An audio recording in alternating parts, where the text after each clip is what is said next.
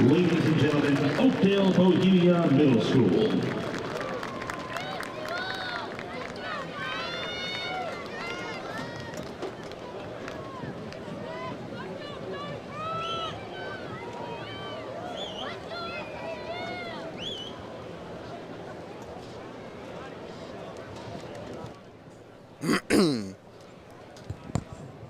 Test 1 2 1 2 3 4 5 6 7 8 9 10. Brandon London, test 1 2 3 4 5 6 7 8 9 10. Touchdown. Test 1 2 1 2 3 1 2 3 4. 5 6 7.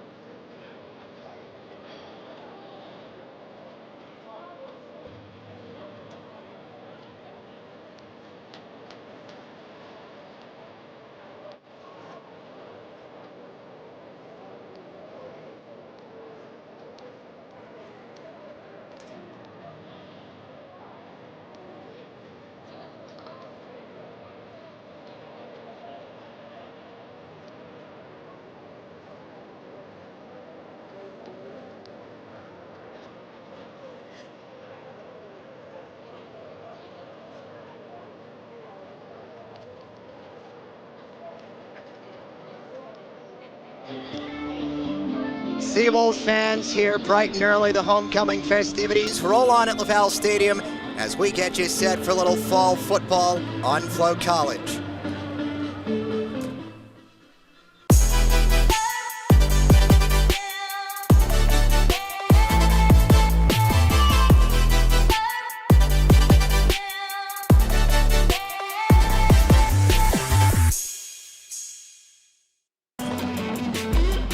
3-4 Stony Brook Seawolves and the 3-4 Towson Tigers. It is Coastal play the rest of the way. Thanks for making us a part of your Saturday afternoon. Join alongside the former NFL at Brandon London. I'm Johnny Wincott. 28 days in the making for the Seawolves faithful. Their lone home game in the month of October. And Brandon, they look across the way and see a Towson Tigers team in a very similar spot with 5 games to play. Yeah, because both of these teams' record, I don't want them to play with desperation, but they're going to have to play with some sort of urgency. They're going to have to both win out and get some help to make it to the big dance. But it's all about the TO in this game, Johnny. Not Terrell Owens, the turnovers. Whoever wins the takeaway battle is going to win this football game. Both teams are off of losses against Monmouth. Stony Brook's game last week. Still some bright spots to pull away from that defense, specifically A.J. Roberts. 3rd consecutive game with a sack, one of those top linebacking cores in the Coastal. Yeah, he is one of 4 havoc wreakers on this defense. And one thing I love about watching this kid, not only is he a run stuffer, but they'll drop him in the coverage. But it's really fun to watch him get after the quarterback. You see the sack dance there. He's going to be in the backfield all game. Roberts had a sack last year in the 54-24 win against Towson. Stony Brook defense will have their hands full with a true freshman quarterback, Andrew Indorf, Towson's first starting true freshman QB since 2009. Yeah, and this kid keeps it what the kids call P, patient and poised in the pocket. Love to watch him play. He went toe-to-toe with the nation's best quarterback, Derek Robertson, in that Monmouth loss. And if I was to compare him to an NFL guy, Johnny, I would say Brock Purdy. He's a game manager that really knows how to get the ball to his weapons. He is a fun truly to watch. Touchdown pass in 6 out of the 7 games this season, fresh off a career best 292 yards. These two teams dancing to their 11th ever meeting, 6-4 the series in favor of Towson. Kickoff next here on FloFootball.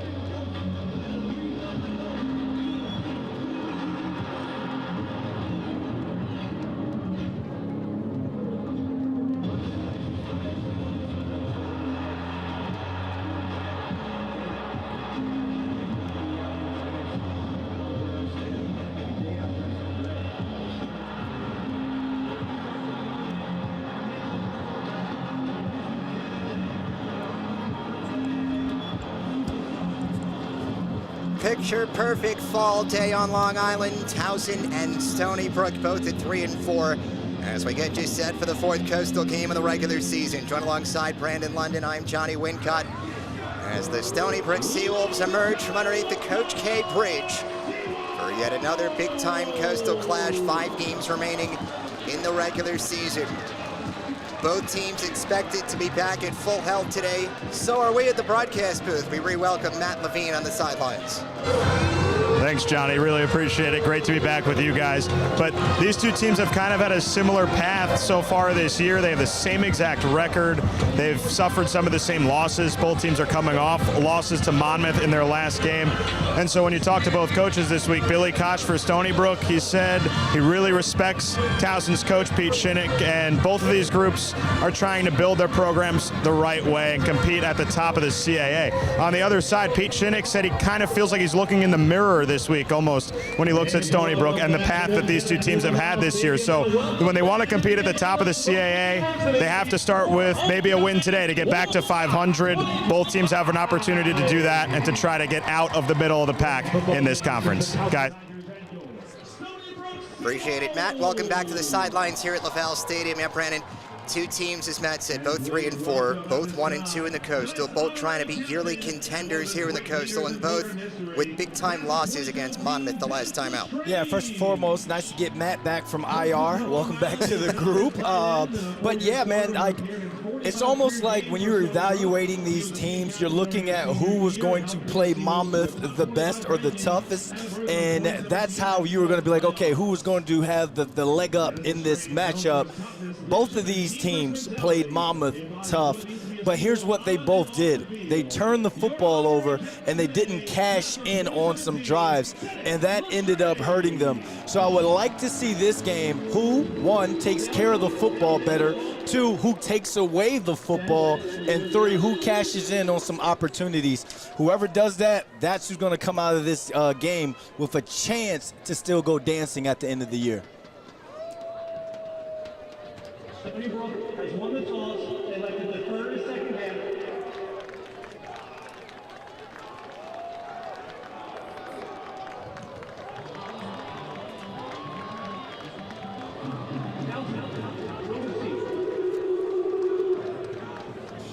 So as indicated by our head referee, Bill McKeever, the Towson Tigers on the road here at Laval Stadium, they will receive the road team in this series. Brandon has fared pretty well. It's the 11th all-time meeting. The road team 7-3.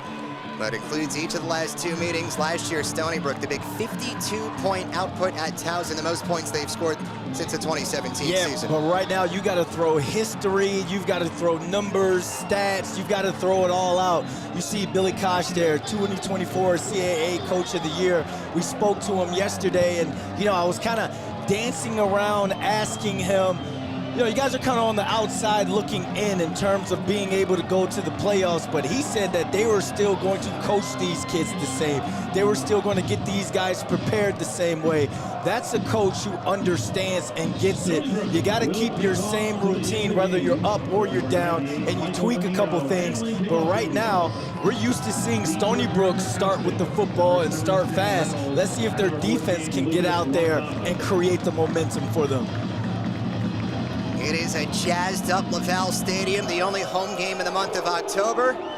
Michael Menino sends us to Coastal game number 5 as Lucas Lontano makes the fair catch, and we will meet the true freshman quarterback, Andrew Indorf, off the best game of his young career, nearly 300 yards. He outperformed, or at least outthrew, the #1 quarterback in FCS, Derek Robertson. Yeah, he walked out of that. When he came out of that game, if you're his coach, you're thinking this kid gave me a lot of endorphins. Haha, dad joke there. But he played well, man. And to have a true freshman go toe-to-toe with the nation's best quarterback, you've got to be excited about the future of this kid. So right now, let's see if he can put together 2 big games and get a big win for his program. It's going to be a dad joke type of broadcast. Brandon may have a child in between his legs at the moment. Al Wooten the second, going backwards on the first play from scrimmage. Big area of emphasis for the Towson Tigers. They lost their 3 top rushers last year. And in the midweek conversation, Pete Shinnick, very candid with us, and that's an area of the game we need to get better over the last few weeks of the season. Wooten, the 3-time transfer. And you wonder how patient he's going to be with the run game, especially with the true freshman quarterback that can sling it. But great job by Stony Brook, kind of getting out there and getting the loss on that first play. Back to Wooten, tries to slip up the gut, maybe to the original line of scrimmage.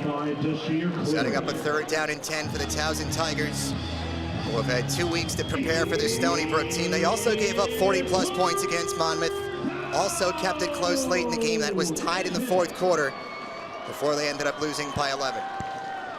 And I understand you want to get the run game going, but that's what you don't want. 2 rushes for only for 0 yardage, and now you put your true freshman quarterback in a 3rd and 10. Kid's got the poise though, Johnny. Led them to an 8 for 14 clip on 3rd down 2 weeks ago. Indorf will step up. And he's going to go down at the 30.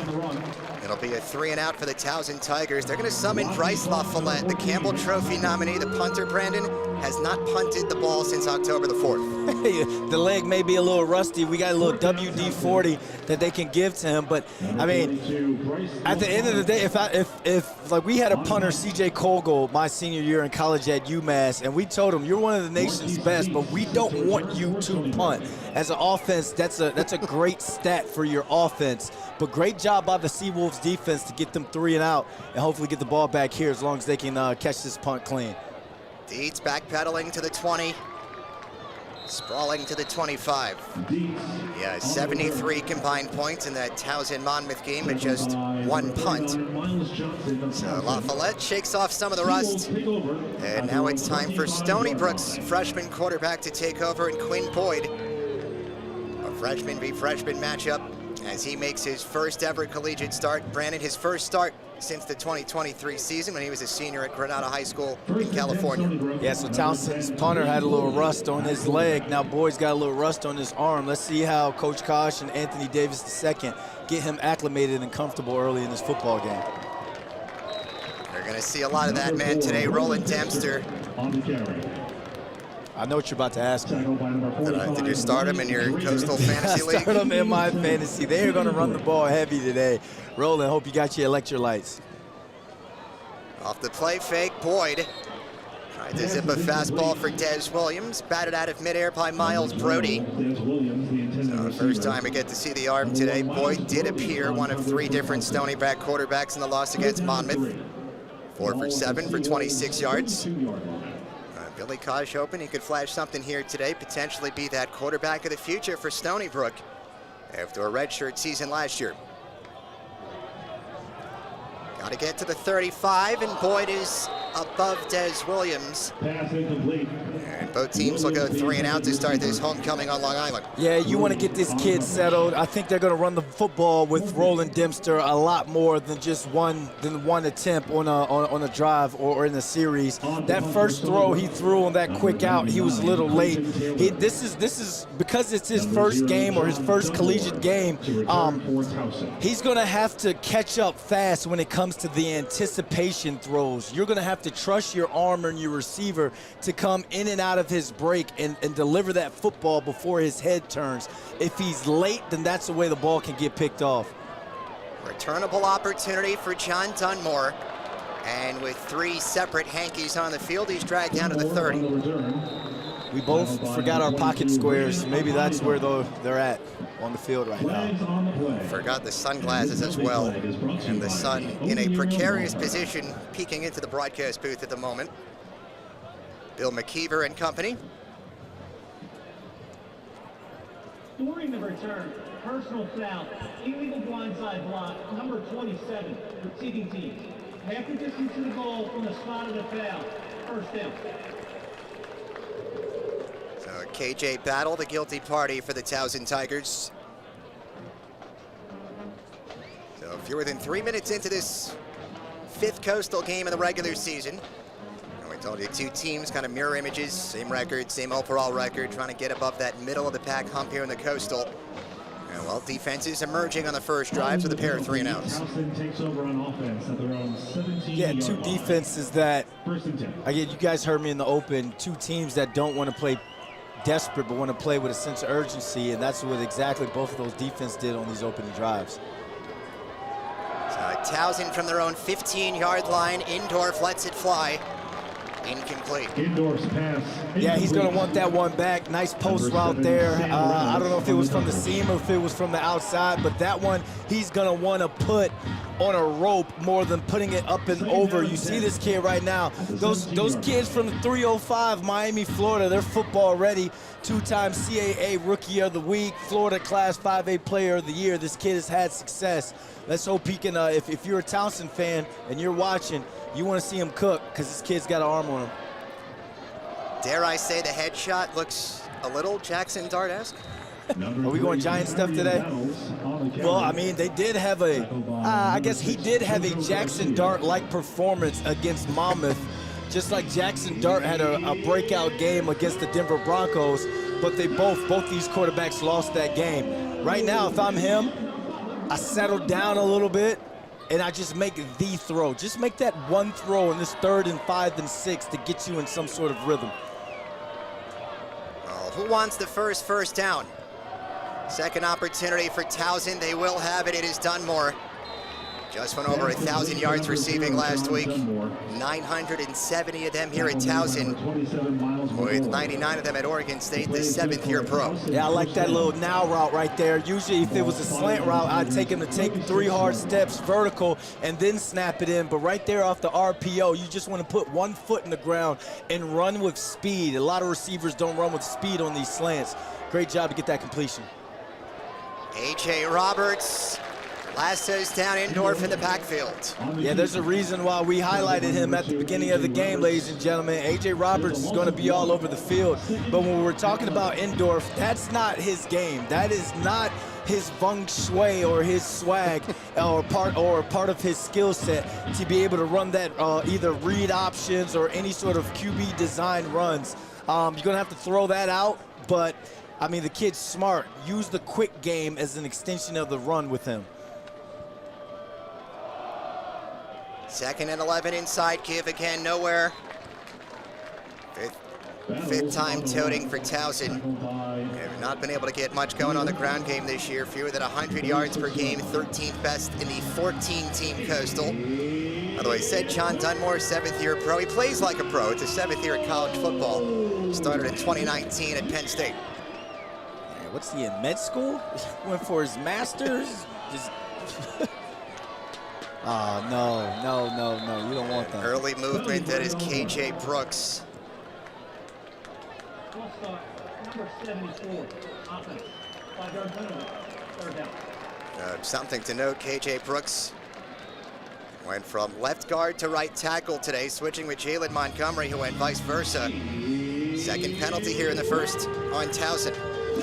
And I think about, since we're always talking about the New York Giants, you got a guy like Evan Neal that went from tackle to guard. You wonder how hard that is, but he's played the tackle position before, and he's comfortable there. Indorf underneath and off the intended target. Pass incomplete. He was looking for Cleveland Charlton.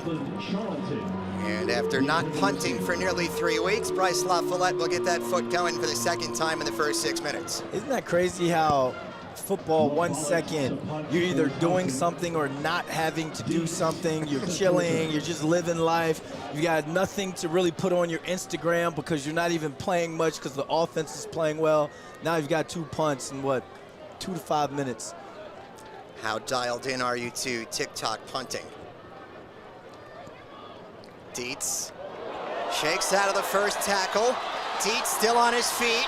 Marquise looking for a convoy and into opponent territory. Down at the 36. There are no flags on the field.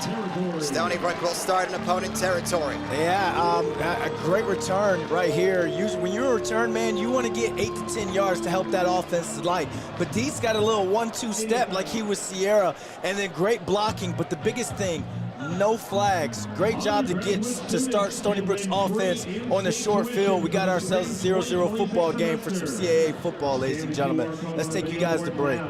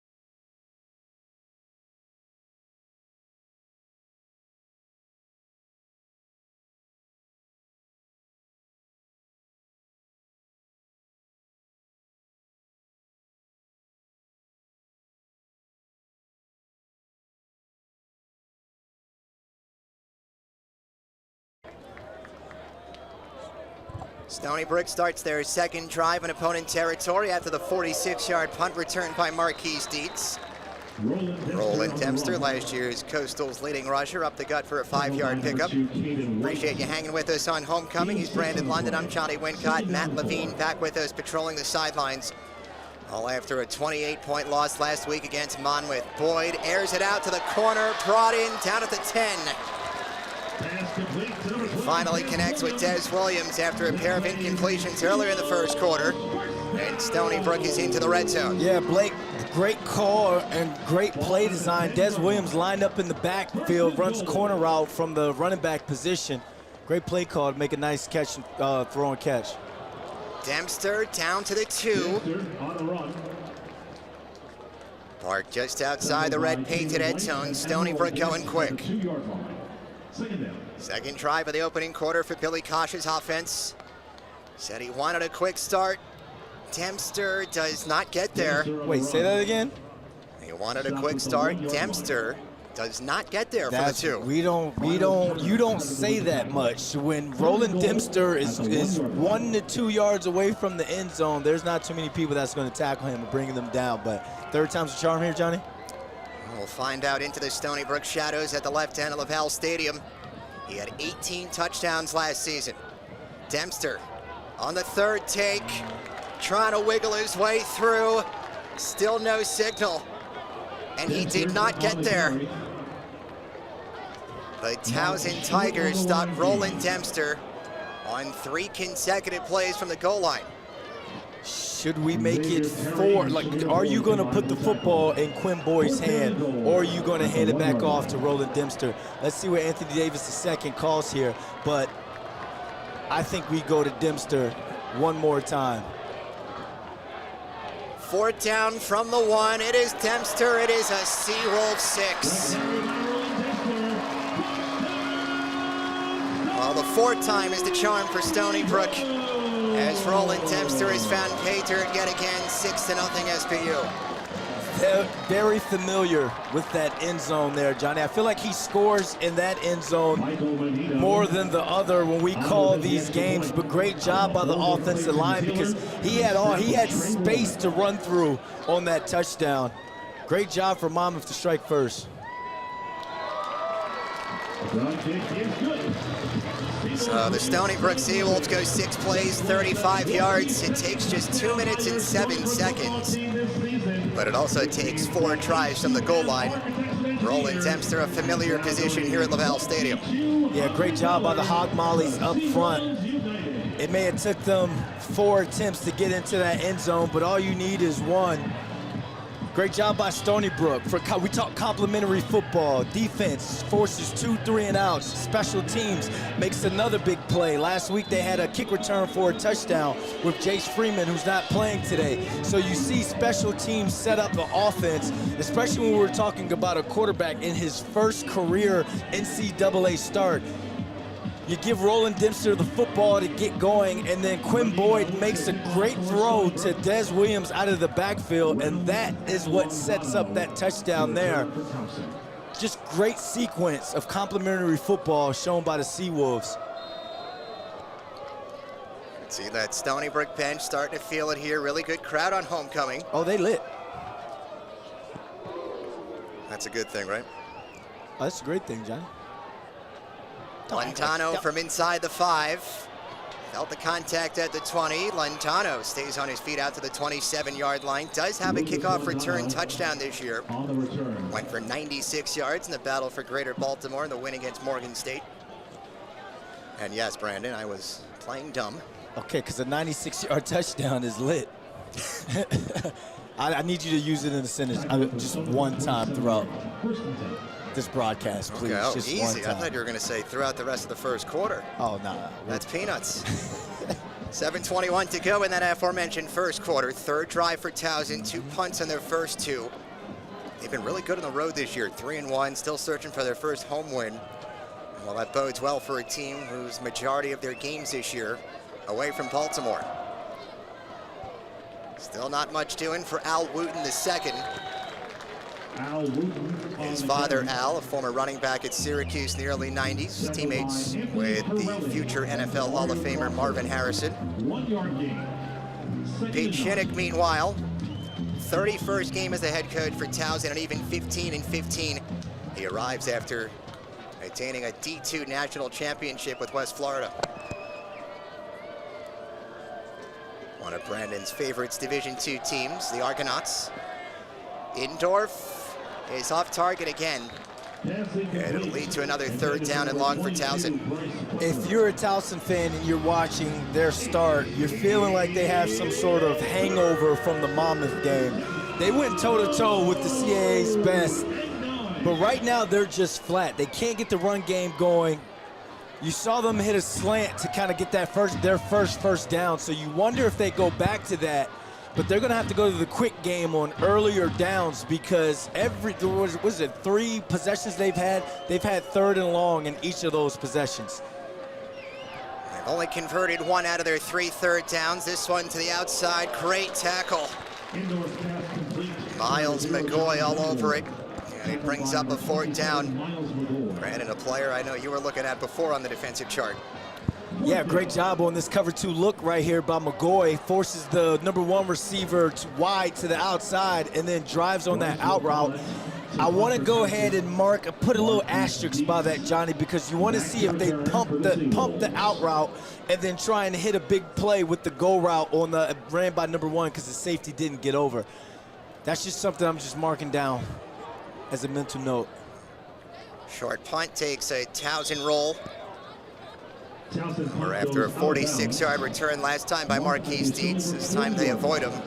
So Stony Brook will have their 3rd possession of the first quarter when we return, leading over the Towson Tigers 7-0 here on Flow College.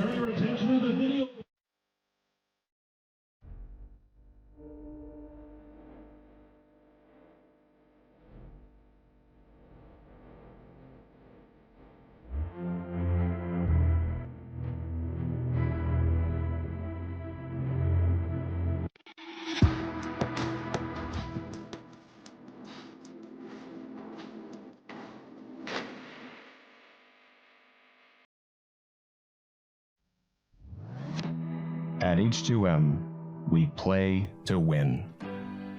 Architecture, engineering, sustainability. We compete to be the best there is. We believe in teamwork. Working together, building together, winning together.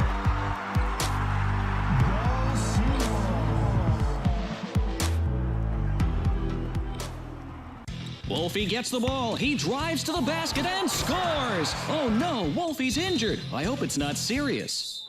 Stony Brook Medicine Advanced Imaging, only 2 miles from campus, has state-of-the-art technology and is led by subspecialist radiologists, experienced technologists, and a friendly staff. Advanced Imaging offers many tests including CT, MRI, ultrasound, 3D mammography, and PET CT. Call 631-638-2600 for an appointment.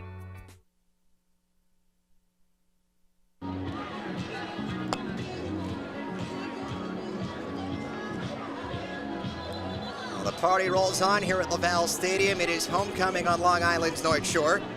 Could not ask for much of a better start for Billy Kosh's crew. 7-0 lead, getting the ball back yet again. And they'll start off from their own 30-yard line. He's Brandon London, I'm Johnny Wincott. Matt Levine back patrolling the sidelines. We are at full health here, just past the halfway marker of the regular season. And we haven't even had a bye week yet. You usually get healthier during the bye. We haven't had a bye. 28 days between games. I don't know what you were doing. That's a super bye. Quentin Boyd making his first ever collegiate start, handles the high snap, and is going nowhere back down into the line of scrimmage. Boyd on the keeper. So Boyd, who has completed just 1 pass, it is what set up the touchdown for Stony Brook. Trying to get his feet under him. Again, first start since the 2023 season. He was a senior at Granada High School in Livermore, California. He just threw for about 3,000 yards, 33 touchdowns, 350 rushing yards. Casual flex. Yeah. Did you start him in your California high school fantasy league? There's his second completion underneath. The pass is complete. The veteran R.J. Lamar, also playing in his 7th collegiate football season, makes it 3rd down and a little more manageable for Stony Brook. It's almost like Billy Kosh and offensive coordinator Anthony Davis II have like a blueprint in terms of getting a quarterback comfortable. Every time you see short throw here, short throw there, then they'll throw the football down the field. I'm anxious to see how much they turn up and open up this offense for Boyd in his first start. But so far, so good. Stony Brook yet to convert on a 3rd down. Here is pressure. Boyd out of his hands quickly. Roll and avoiding contact. And Dempster out at the 46-yard line. That is a nice luxury to have for a freshman quarterback. His name is Roland Dempster.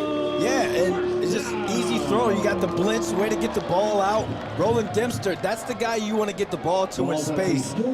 Making guys miss with the side-to-side jukes and the shuffle, but his strength is his strength. He's going to run through arm tackles. Great job by him getting that first down, extending this drive. Dempster did have 2 catches last week for 10 yards. Here, Boyd runs right into the line.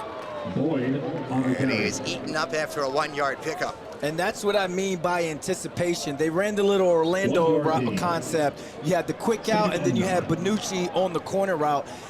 Boyd kind of took off a little bit too early. He had Bonucci on the corner route, so as he continues to get a little bit more comfortable, maybe he holds on to that football a little bit longer to let the play develop, or he just lets it rip early. Dempster to the second level into opponent territory. Chain gang gets moving, courtesy of number 4, the 3rd first down of the first quarter for Stony Brook. And another look at Brandon London's favorite collegiate fantasy player.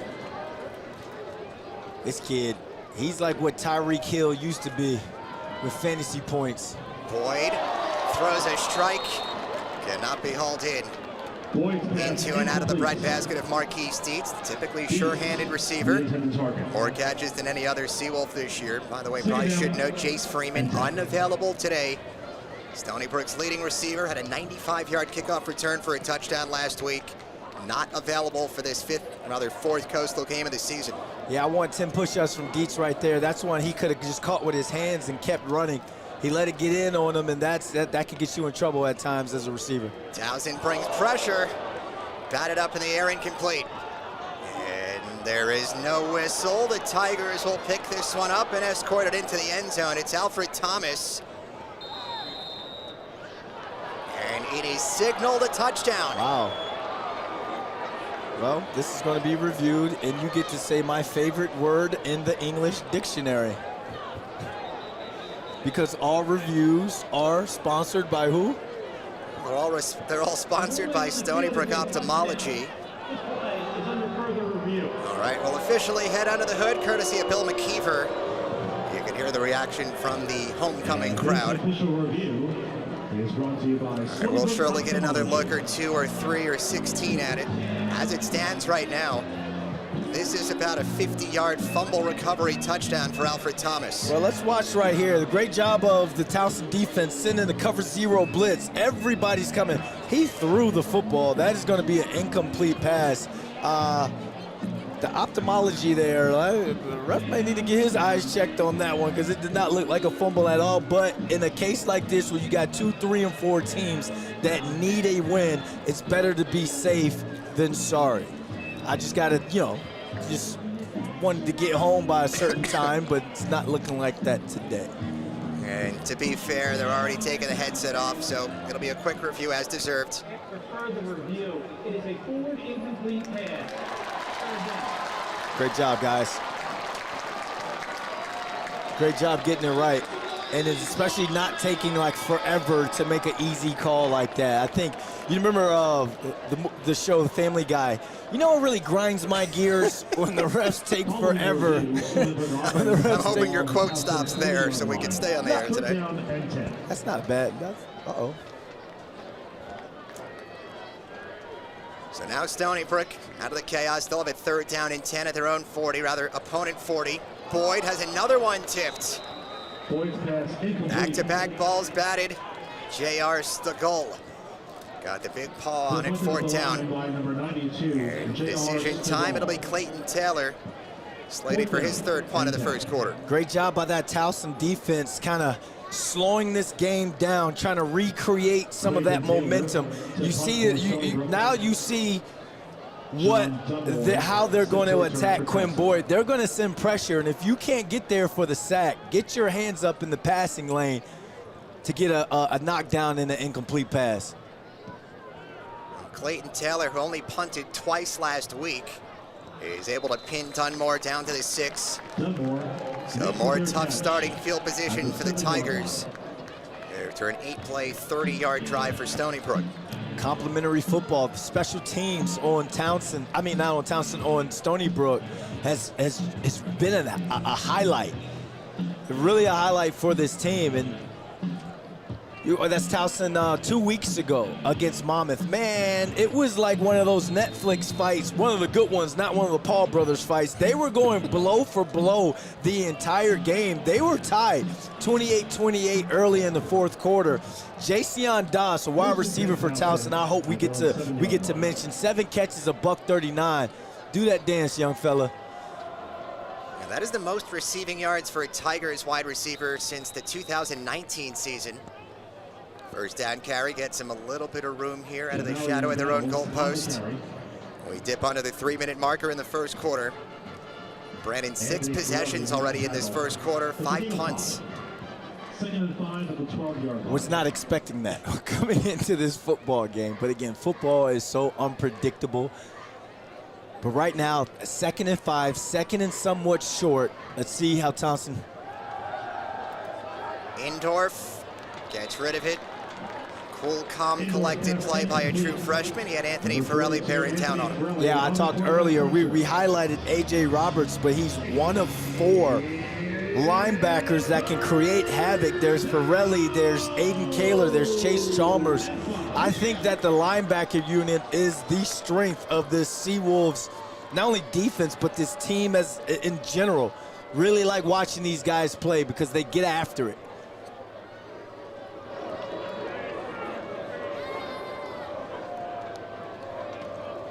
Tigers just 1 of 4 on 3rd down. Got to get to the 18-yard line. Indorf is thrown down violently. There is no flag on the play. Stony Brook comes up with their first sack. Yeah, I'm gonna call that a coverage sack right there because Towson wide receivers, I couldn't make out the entire route concept, but they took a little bit of time to get in and out of their breaks. Great job by the Great job by the Seawolves secondary to kind of take away all the options. And great job by Dashir Clary to get after it and register that sack there. Boy, Clary was a force against Monmouth, as much as you can when your defense gives up 40-plus points. Deeds did not call for the fair catch. He avoids the first Tiger. Out of bounds at the 48. More good starting field position for the Stony Brook Seawolves. They'll have 98 seconds remaining in the first quarter. How about 3 tackles already for Dashir Clary, who had 5 last week. Yeah, you see guys on this Seawolves defense just continue to trend in the right direction, and you're getting it from different guys. I know we mentioned that linebacker unit, but whether it's Clary or it's Miles McGoy or JoJo Garcia, these games that we've called, you've heard guys' names step up in big moments, and you got to be excited about that as a head coach. Quick outs by Boyd on target for Dietz. Boyd's pass complete to Marquise Dietz. Little muscle on muscle there. Like, that was a bro hug right there. 7-yard pickup for Dietz. One thing I like about Dietz, though, he didn't do it there, but he did it on the punt return. He's going to make that first guy miss. Stony Brook after the quick snap. Boyd tosses away. There is Jace Freeman. We told you unavailable for this game. First time he has missed a game this season. 95-yard kickoff return for a touchdown at Monmouth. Those are the numbers over the last 5 games. It's not just a big loss for Stony Brook. You got Quinn Boyd making his first ever collegiate start, the freshman. You'd like to have his top option there. Absolutely. That kid's a walking big play. I remember meeting him last year, and he was just so thirsty for knowledge while talking to me. I really like watching that kid play. Stony Brook fans love watching Roland Dempster play. Not many teams go for a 3rd down and 5 handoff, but Roland Dempster is not many running backs. And Anthony Davis's offense remains out of the huddle.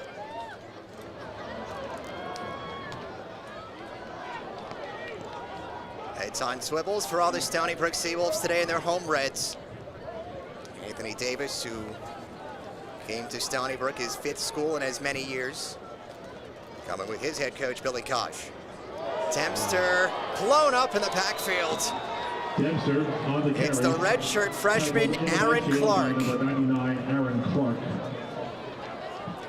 Got 2.5 tackles for loss in the last 2 games. Let's go ahead and call that 3.5 tackles for loss. This kid, 6 foot 300 pounds as a redshirt freshman. Forget what's in the water out there. What are they eating down in Baltimore? Stony Brook's going to go ahead and let this clock run out, but we've had ourselves an eventful first half, and we only have 1 touchdown on the board. Stony Brook 7, Towson nothing. Seawolves continue the possession on the other side right here on Flow College.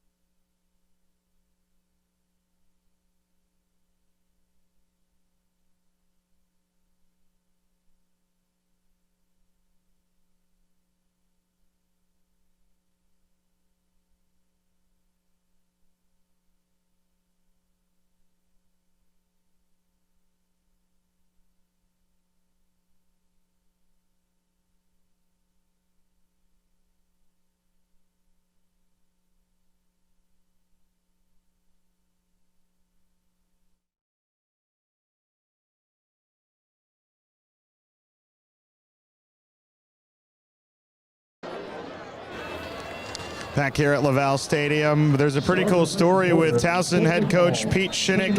His father, Don, played for the Baltimore Colts for over a decade. He actually holds the career record in the NFL for a linebacker for the most interceptions ever in NFL history.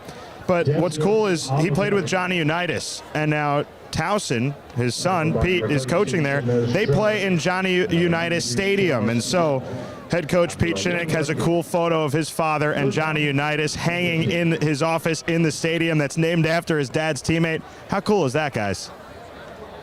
Well, not often you get to the NFL, let alone you have 37 interceptions as a linebacker. You win 3 world championships.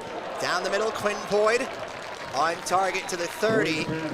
Stony Brook moving here in their 4th offensive possession after the pickup by Marquise Dietz. Yeah, really good rhythm throw right here. Dietz, remember the first time he dropped it when he tried to catch it with his body, he must have heard the broadcast for somehow, some way, Johnny. Now he sit there, extended his arms to catch it, pluck, and got a little bit of yak off of that. You got to catch these passes to make your quarterback in his first start as comfortable as possible. Boyd wide open, Dietz again in the flats. Marquise dragged down after a 7-yard pickup. Another tackle by Justin Shiggs. Those were the 2 that were locked up in that macho muscle man battle at the end of the first quarter. And he's winning that tackle battle because I gave him some props and said that he makes the first guy miss, but he's Martrell's had the tackle both times, but you see the run here by Dempster. So you get to throw the Dietz, and then you go with the bubble screen. And one thing I liked about Boyd on that bubble screen was ball placement. Usually you see a guy throw it too high or behind them, and it just takes too long for that bubble screen to develop or that receiver to get going.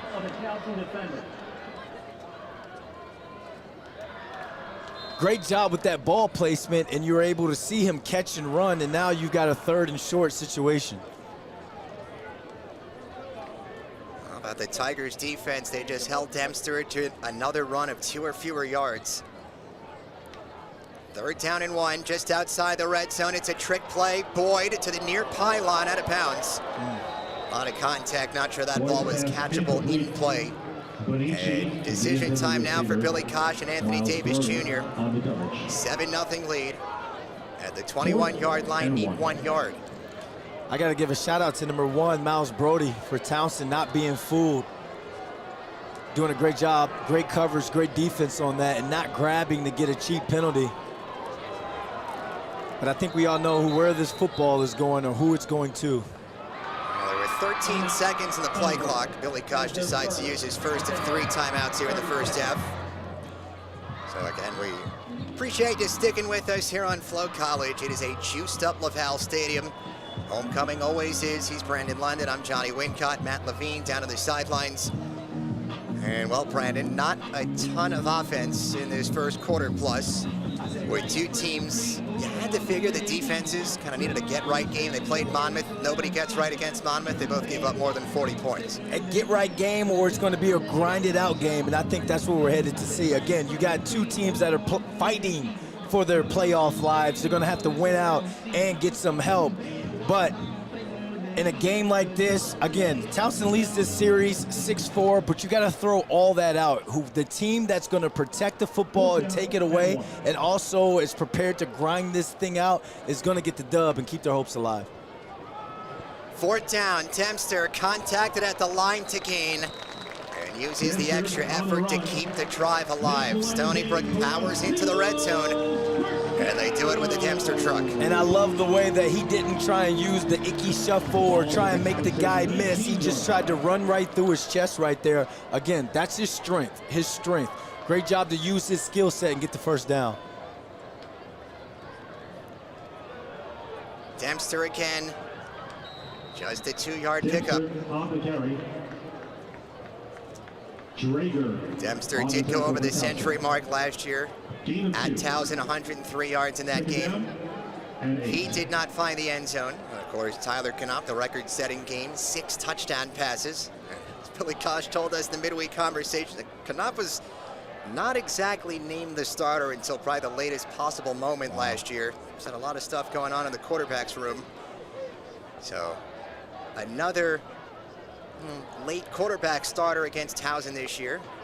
With Quinn Boyd trying to lead his 2nd ever touchdown drive. Boyd running out of time, takes off down the seam, and Quinn Boyd takes a big lick at the 10. It's all legal. Alfred Thomas makes the tackle for Towson. Yeah, he's going to either have to slide a little bit faster or, hey, brace yourself for that hit. But I didn't know he was.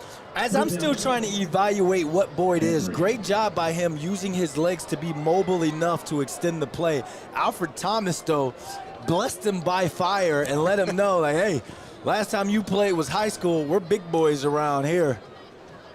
Thomas, who had the phantom 60-yard fumble return for the not touchdown.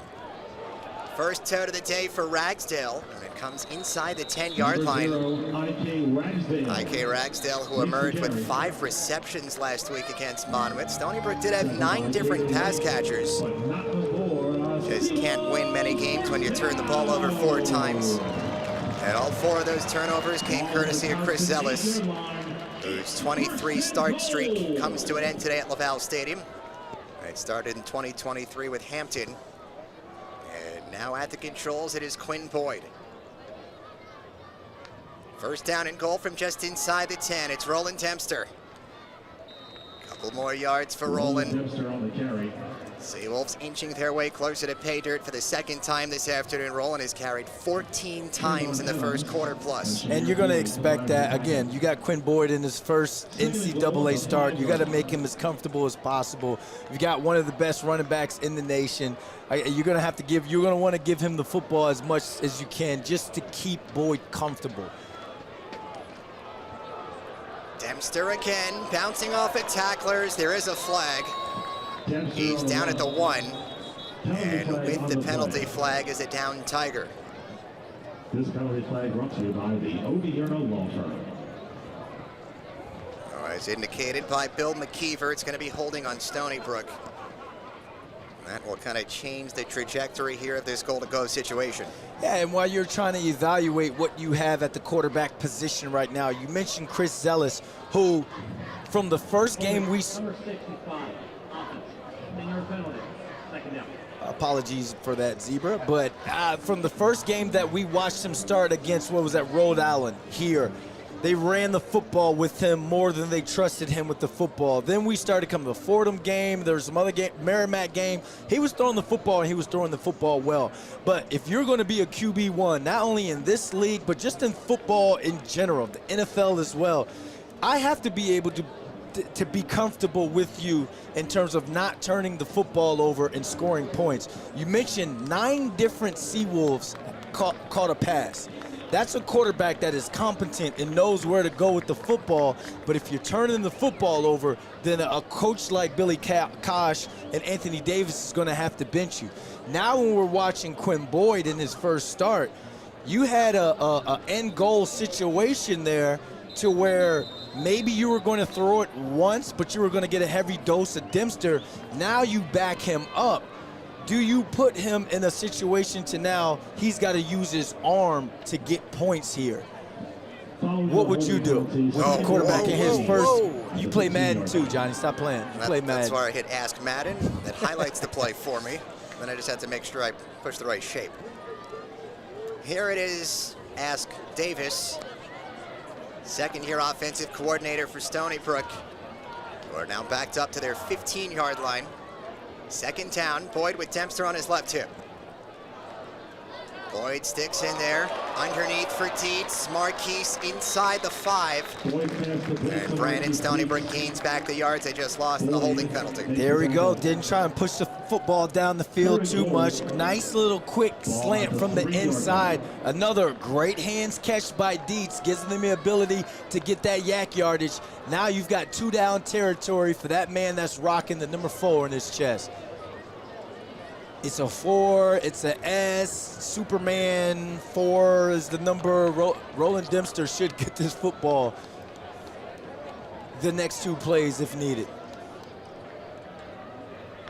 Staten Island slugger good to go. It's a play fake, wide open, R.J. Lamar. Touchdown, Stony Brook. Oh. There is a flag on the play.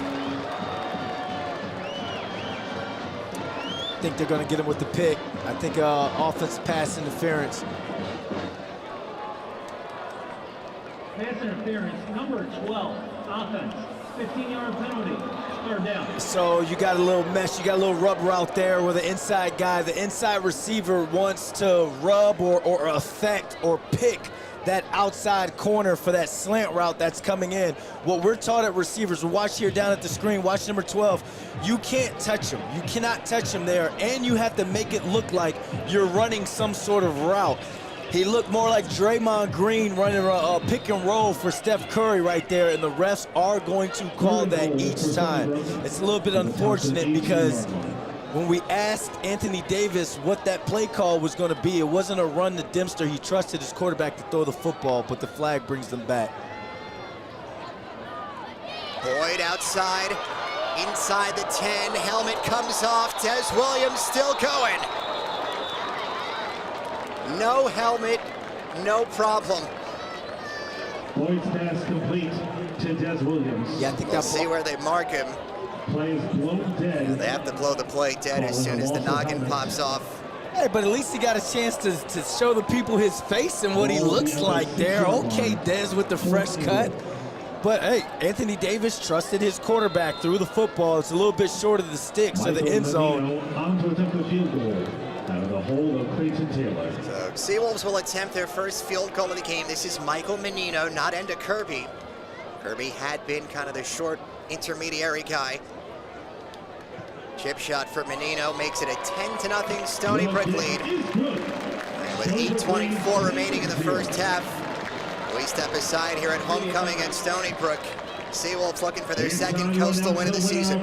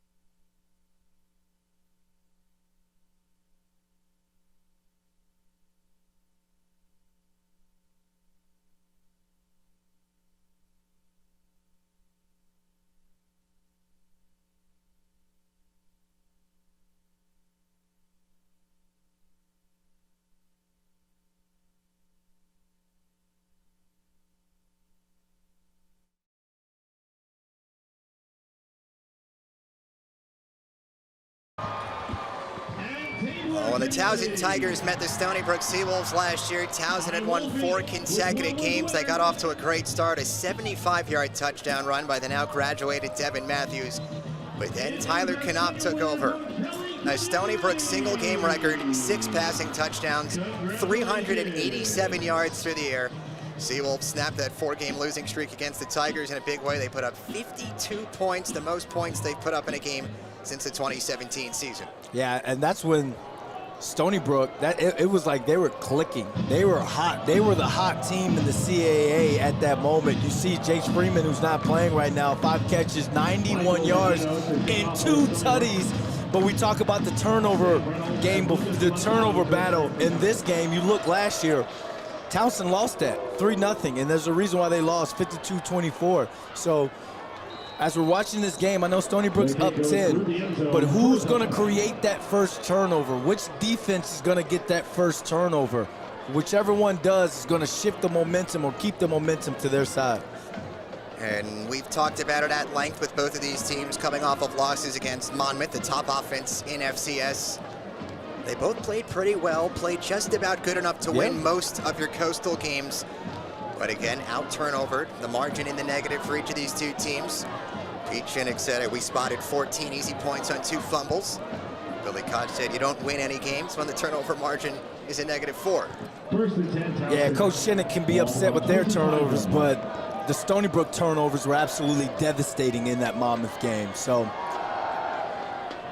the thing about football, though, you're going to get opportunity, and right now you got to focus on the now. Brandon, you noted earlier in the game, looking forward to seeing Jason Das, who had 7 catches for 139 yards last week, rather 2 weeks ago against Monmouth. No catches here in the first half, and Indorf simply did not have enough on it to the pass to the far sideline. So Towson not doing a great job of getting ahead of the sticks and making it 3rd down and manageable.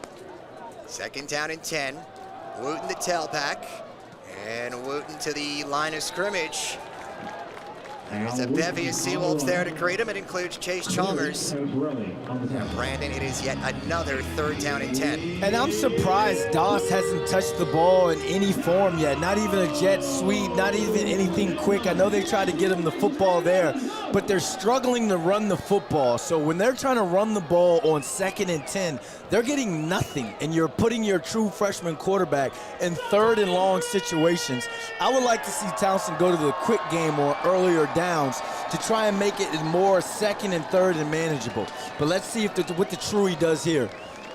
Well, the freshman Indorf just 2 for 7 today. Had to get rid of that one quickly, and Dunmore trying to spin to the back shoulder, can't grab it. Coverage provided again by Miles McGoy.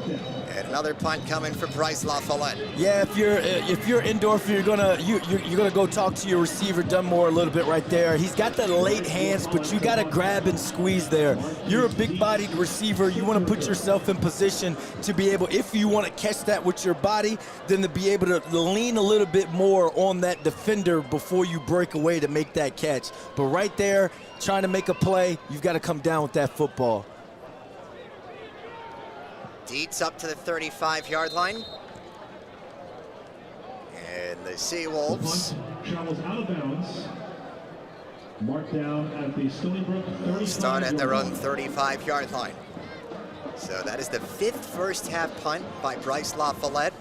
He didn't punt last week. They had a bye. Nobody punted. He didn't punt the week prior. There was 1 punt in that 73-point game against Monmouth.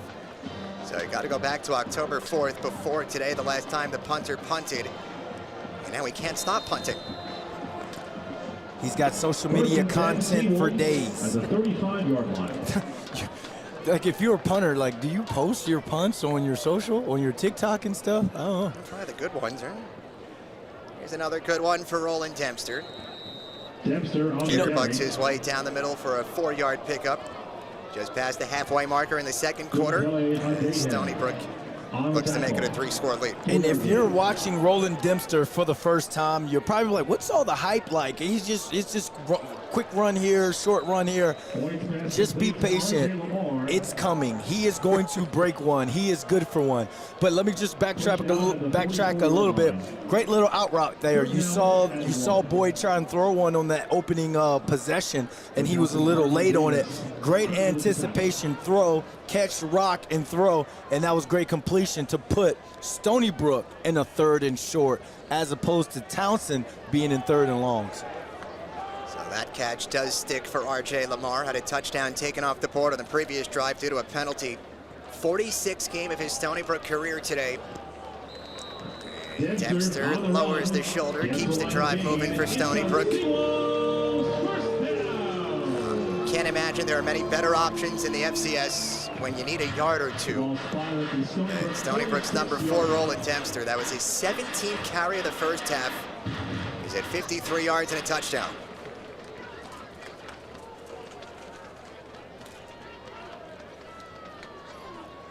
Quinn Boyd handles the snap from inside his own 40. Out to the flats for Roland Dempster. Spinning by the first tackler, pulling over the next one. A prophetic Brandon London said you'll be seeing something from Roland Dempster. It's a 9-yard pickup, sets up a 2nd and 1. When the aliens come to Earth and they want to study Roland, they're going to watch this play right here. Sweet catch out of the backfield, sweet feet makes the guy miss, and then he punishes the guy to finish a run. So if you're from Mercury or Venus and you want to know what this or who this Roland Dempster guy is, that play right there, take it back to your leader. Doom Calais Adahan got the worst of it. Quick outs again. R.J. Lamar has his 2nd catch in 3 plays. So into and out of the hands of Quinn Boyd. Billy Kosh and Anthony Davis Jr. trying to put the freshman in good position to be productive. And he has been here in this first half. Quick outs, just nice, simple timing route. Now what this does, Johnny, if you get a 3rd and 5 or a 3rd and 6, something 3rd and manageable, now you run the out and up. So they're playing a little bit chess right now and trying to set up that Towson defense.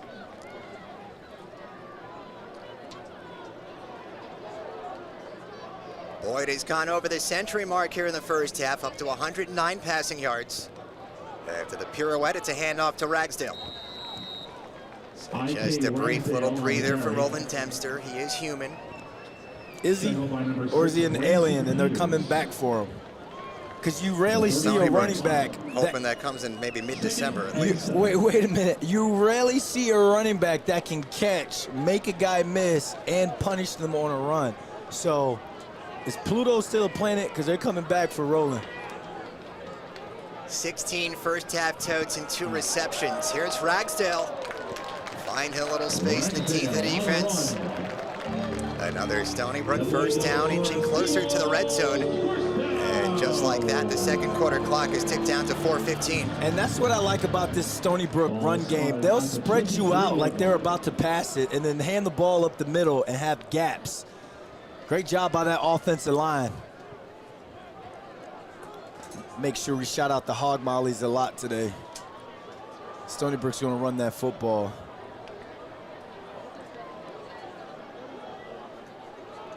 So Boyd, first collegiate start, 11 of 18, 109 yards through the air.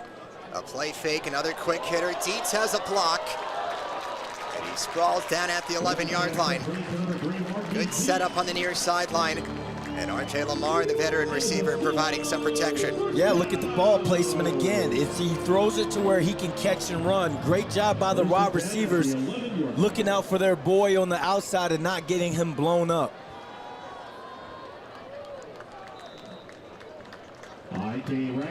Ragsdale getting some good run here at the end of the first half, down to the 7. Towson has all 3 of their timeouts. Stony Brook has 2 out of their 3. And in 1 minute, it'll be the 2-minute timeout. Yeah, Ragsdale did a great job getting them down there, but we are on the 7-yard line going in. We know who's going to get that football now. He's on my fantasy. It's a play fake. Dempster just blocking. Boyd to the out of bounds. Great job throwing that football away. There was nothing there. You live to fight another day. Great job. So right now, Quinn Boyd is over 100 yards in the first half. Missed a throw or 2, but he looks comfortable, and he's commanding this offense, and he's making smart decisions with the football. Penalty flag on the play. False start, number 61, offense, 5-yard penalty, third down. All right, well, you never want to commit penalties, right? That's the third on Stony Brook. All 3 of their penalties are in the red zone. It will not make for a happy Billy Kosh, who told us in the midweek meeting, got to be better in the red zone, right? We want touchdowns, not field goals. And the last time Stony Brook scored, settled for a field goal, had the touchdown taken away because of a penalty. Yeah, you can't have it. And you're in a position to where you want to score right now to go up 3 possessions. A field goal, I mean, doesn't really do much for you. But right now, I think they have enough confidence in Quinn Boyd to put the football in his hands. One receiver near side, they're looking that way. Whole lot of contact. The flag is thrown. Penalty flag on the play. It was in search of R.J. Lamar, Miles Brody, the guilty party. All right, let's watch it here. You got the fade ball down here. They're going to call that. You know, I could agree or disagree with it, but the call was made. It looks like both of them were kind of hand fighting a little bit. But anytime you get a receiver goes down to the ground, they're going to call a DB on a PI right there. Great acting job right there by Lamar. Stony Brook penalty backs him up. Towson penalty puts him back at the goal line, and Roland Dempster loses the football, but the signal is that he's in. Oh, baby. Rolling on the field, touchdown for Roland Dempster. If it stands, it's his second of the first half. All right, Stony Brook knows it all too well. Fumbled one into the end zone last week, courtesy of Chris Ellis. Too soon? For now, 2:34 showing on the second quarter clock. The review has not been initiated.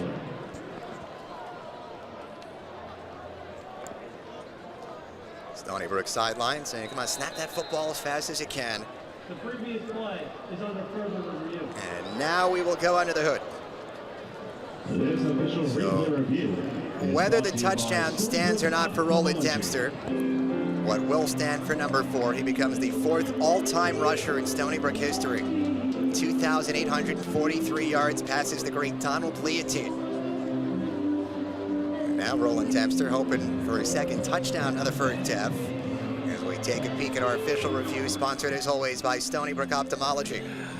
I don't know right there, Johnny. That ball looked like it may have been moving a little bit. Bernie's got the touchdown signal up. It all depends on, from that angle, it's a little bit hard, but it all depends on where his shoulder is when that ball first comes out. Unless it could be inconclusive evidence, so it could stand. Yeah, as the play-by-play guy, I think I'm obligated to let everybody know. Call on the field is indeed a touchdown. Need that conclusive video evidence to overturn the call from what is right now an 11-play, 65-yard touchdown drive, which is 2:34 showing on the clock. Now, important to note, even if this, well, I guess we're not going to cross that bridge yet. There was a clear recovery by Towson. Yeah. They're coming up out of the hood. The microphone is yours, Bill McKeever. After further review, the ruling of the field is upheld. Try for point. Okay, so Right. he ends it with try for point. That might have threw some people off, never got the touchdown signal. Stony Brook a chance to make it 17-0. Here is Michael Menino trying to put it through the uprights for the 3rd time this afternoon.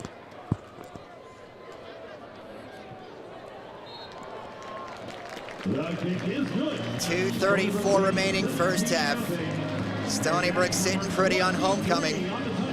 A 17-0 lead. And now Brandon just 2.5 minutes away from pitching a first half shutout. Yeah, great job. Stony Brook just coming out and throwing the first punch, landing the first punch, and even throwing their own counters as well. You wondered how they were going to respond after that loss to Monmouth. but they're not playing like a team that's wounded or feels sorry for themselves. They're playing like a team that's trying to control their destiny as much as possible right now. And you see the Seawolves faithful come out and show support on a homecoming night. We had to park all the way over by the train tracks because they'd turn it up in the parking lot where we usually park. But, I mean, today would be a great day for them to get a win and get back on track, especially with the new QB1. Today would have been a great day if we weren't working. Toss on some shades, maybe a top hat, and go join one of the many tailgates. Yeah, I would have jumped around in the bouncy house.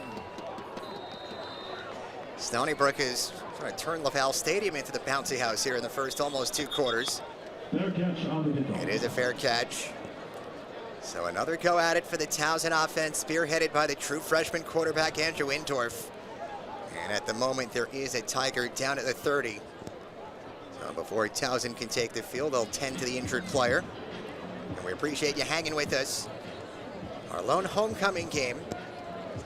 And a 17-0 Stony Brook to Towson lead, 2:34 remaining. And Brandon, we kind of talked going into this game, a lot of similarities between these two teams.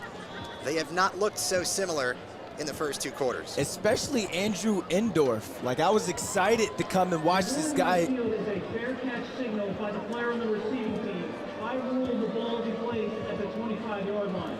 First down. All right, talking about Andrew Indorf, his Towson offense is going to get the football at the 25, but if you watch that tape from 2 weeks ago against Monmouth where he led a shootout against Derek Robertson, one of the top quarterbacks in the country, he looks completely night and day from that game to now. Now, could it be a little cobwebs coming out of the bye week? Is the game plan a little bit different? But right now, they got to get this offense settled. They just need points right now on this drive. Get Jason Doss involved. Dunmore needs to come down with that football. But they just need to get going somehow, some way. And you can lean on this true freshman quarterback to try and be that spark.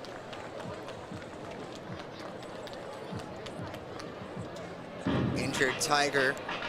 That was Chris Kofi. That is Wolfie. Yeah, I don't know if it's cold enough to be donning that type of jacket, but Wolfie's looking pretty good. Yeah, Wolfie's lit right now. Okay, Wolfie. Oh, I still got 2 quarters, right? Still have 2. Still have 2. Is that real fur? Had a joke. I'm going to hold off for now. It's not real wolf. First down and 10 from inside the 25. And that is a throw that Andrew Indorf will want back. Yeah, He's 2 for 9 in this first half. That's the thing when you talk about true freshmen. 1 second they'll be hot, the next second they will be ice cold. That is a routine pitch and catch right there. And it could have been a play to get this offense going. Could have been that spark. He needs to settle down and get this offense going.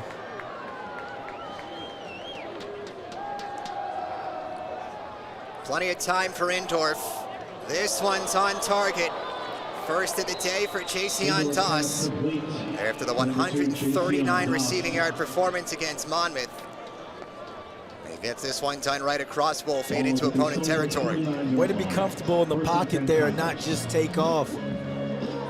Waited for that 6 route that Jason Doss ran, the dig route to open up, and delivered it right there in his chest.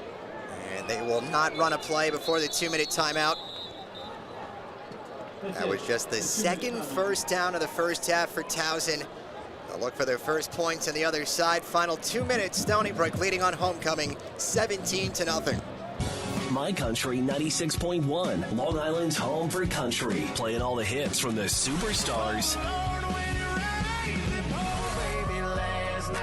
and the new stars. We also bring you some of the biggest country shows on Long Island at the Catholic Health Amphitheater at Bald Hill and other local venues. Download the My Country 96.1 app now on your smartphone and take us wherever you go. I think one of the things that makes it different to work here as a nurse or a nursing assistant is the teamwork that is out there amongst the staff. We work together with one mission in common, and that's to take care of our veterans and their families. If this is my small way of helping them back, my career as a nurse is rewarded. The opportunities here for professional growth, our health insurance, salaries can't be compared in any other facility. I've been here 11 years. I think it speaks for itself. Please consider working at the Long Island State Veterans Home because we do make a difference in people's lives each and every day. Mr. Murphy was a big runner, and running was a big part of his life. And I'm also a runner. I know that running becomes part of who you are. And when you can't do that any longer, it's taken away from you. You lose a sense of who you are. I was determined to get him back running. And I promised him that once we were done with his treatment, we would run a race together. So we're here to celebrate his accomplishments and perseverance and his strength. And I'm so thankful to be able to run by his side. My Country 96.1, Long Island's home for country.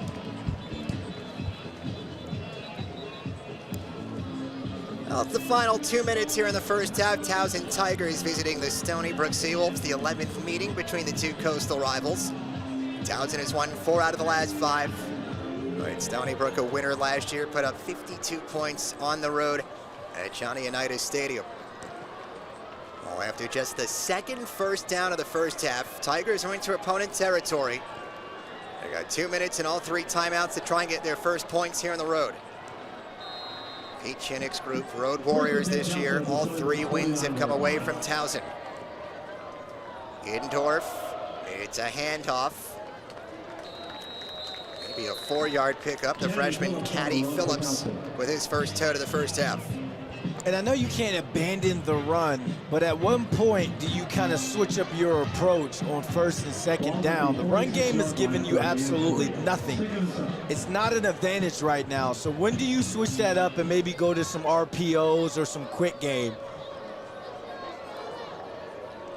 But right now, this Towson offense needs to put points on the board. Just 3 completed passes today for Indorf. And it will remain that way as he tosses out of bounds. 3 for 11 for the true freshman, just 44 yards through the air. Towson has contributed just 15 more on the ground. So this is a Stony Brook defense, Brandon. You know it, you were at the Monmouth game. That goes from giving up 49 points against Monmouth to now 81 seconds away from pitching a first half shutout against Towson. Yeah, when you say like, oh, they gave up 41 against Monmouth, that's like a good thing. Like Monmouth will put up like 50, 60 against the team. So great job. Again, I was worried about the hangover. Are you going to be hangover after losing a game like that to Monmouth? But the Seawolves defense has shown up today. 7th, 3rd down. He's going for it all. There's too much on it. In search of the venerable John Dunmore, over 1,000 career receiving yards. And a 4th down and 7. Just in front of midfield. The Special Forces unit has not emerged yet. Special teams and Special Forces here for Towson. At the moment, it appears as if they're going for it. Stony Brook wants to use their second of 3 timeouts. They will. So, I'll kind of put you under the microscope here, Brandon. Yep. Lined up to go for it. Didn't necessarily mean they were going to go for it. I could always try and draw the team off sides. 1:15 remaining in the second quarter. Towson has failed to score so far in the first half. Do you go for it and try and push your luck, but potentially give Stony Brook good starting field position if you don't get it? Yeah, I'm going to have to go for this one just because I need some sort of spark right now. I can't walk up out. When you go into the half, you go into the locker room, there has to be something that when you meet with the coaches and you go and you sit and you talk to the players, there has to be something that you guys can build off of. We've seen nothing so far for Towson, and now it looks like they're going to punt and just try and come out in the second half and do something. We'll call it on to punt for Towson. Deeks to return. Slated to be punt number 6 for La Follette, who again had not punted since October the 4th, their game against Elon. High looper, Dietz just gets up to it with a power slide at the 14. So it's 69 seconds remaining in the first half. Stony Brook offense spearheaded again by the freshman Boyd, a freshman v freshman quarterback matchup.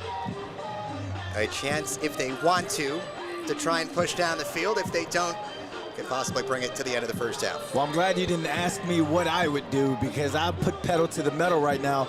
But you're trying to evaluate your quarterback right now in his first start. Can he lead a 2-minute drive? Can you also be conservative with the football and not turn it over while doing that? Let's see what Anthony Davis II, let's see what he calls up. Boyd, 12 for 20, 120 yards through the air. Higgs on for the design keeper. And Towson does have all 3 timeouts. They have not used one. And we dip under the minute marker here in the first half. I'm a little flabbergasted on why I'm not using a timeout here. Like you want to try and get at least 3. Your defense just stopped them, and it's a 2nd and 9. You stop the clock, and you force them to make a move, to do something with the football. You get a nice punt return, you may be in field goal range. I don't get this.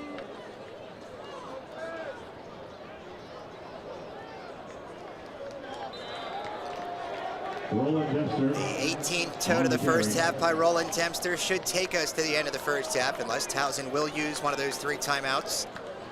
And it appears as if Pete Shinnick will keep it in his pocket. So the Stony Brook Seawolves going to take a 17-0 lead into the break. Homecoming here at LaFell Stadium as they try to get back into the win column, looking for their 3rd win over the last 4 games. At the end of the first half, the score is your Stony Brook Seawolves 17. Couple of touchdown runs by Roland Dempster, and a short field goal by Michael Menino. And again, Stony Brook, the defense pitches a first half shutout after allowing 49 last week against Monmouth. Down turf side, Matt Levine standing by with 2nd-year head coach Billy Kosh.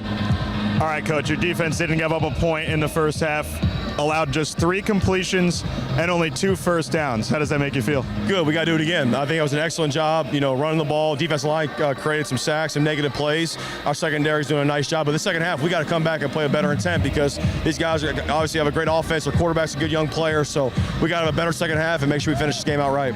Offensively, Quinn Boyd in his first career start. What have you liked from him so far? Been poised. Been very poised. Been throwing the ball better, taking completions, seeing the defense. Been proud of him. He's got to keep getting better. He's got to play a complete game. So, but for his first start, first half, not bad. All right, Coach, appreciate the time. Thank you so much. Starting 1 p.m.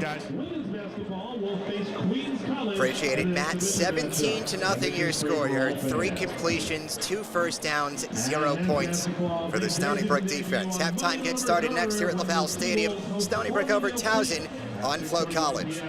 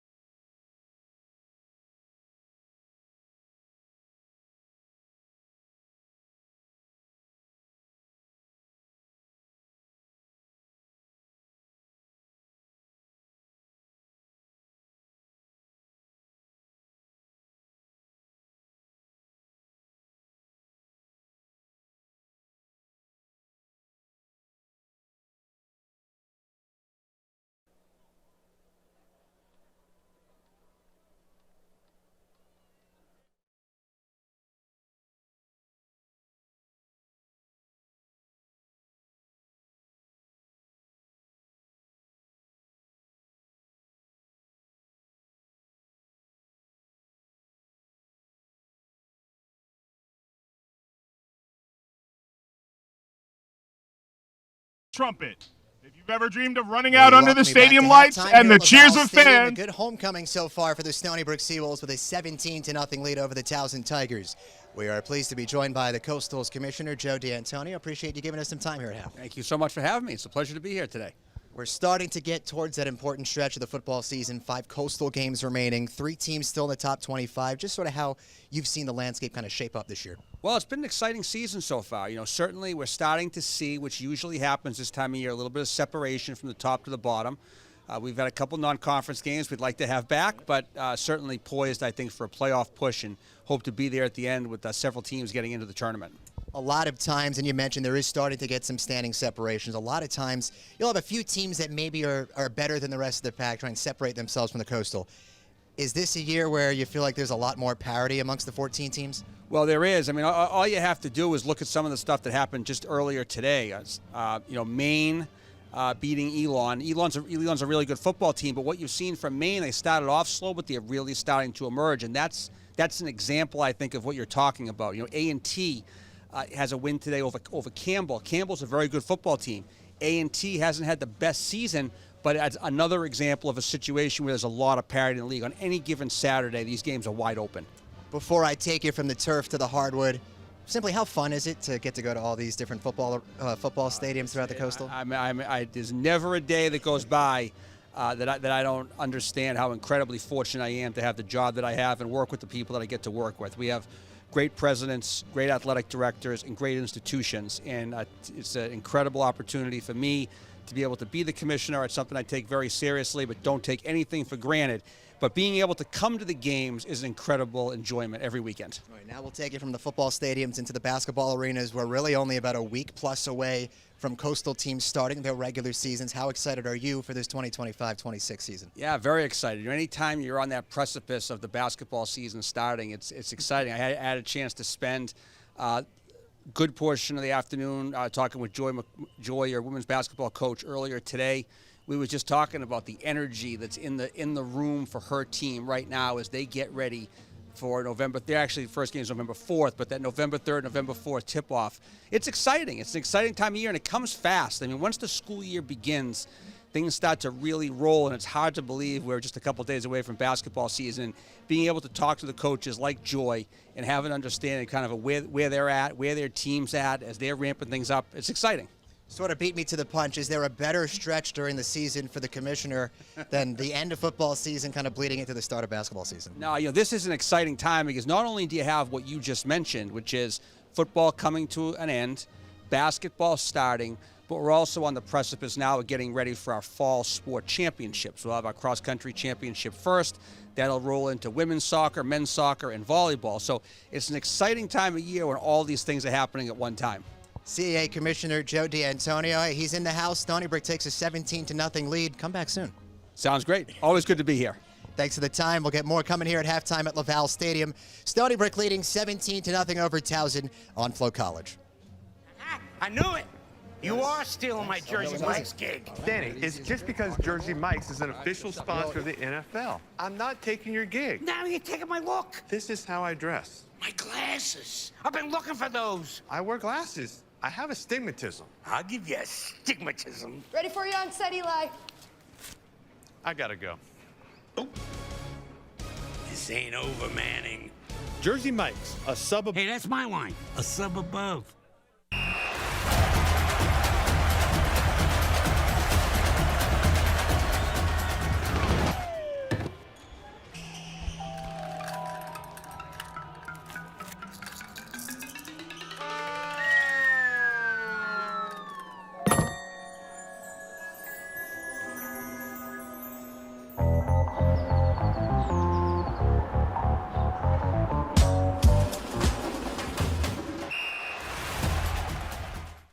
Wolfie gets the ball. He drives to the basket and scores. Oh no, Wolfie's injured. I hope it's not serious.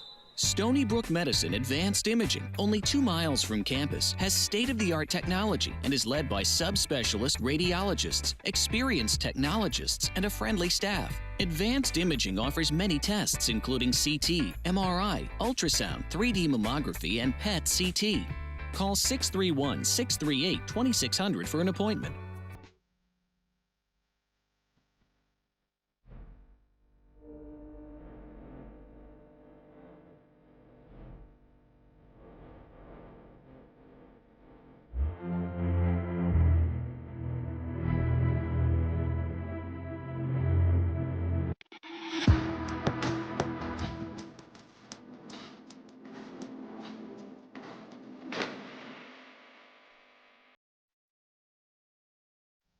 Black Bear Nation, let's ride. Go Tigers. We are Hampton U. As one.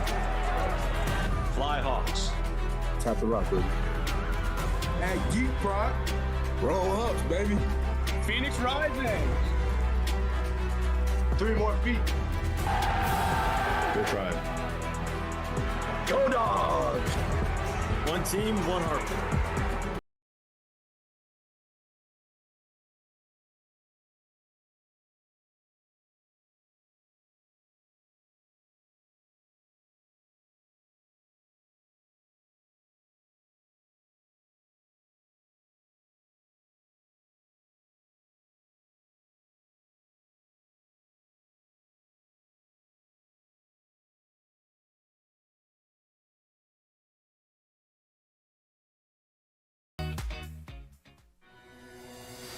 In the classroom, in the field, on the water.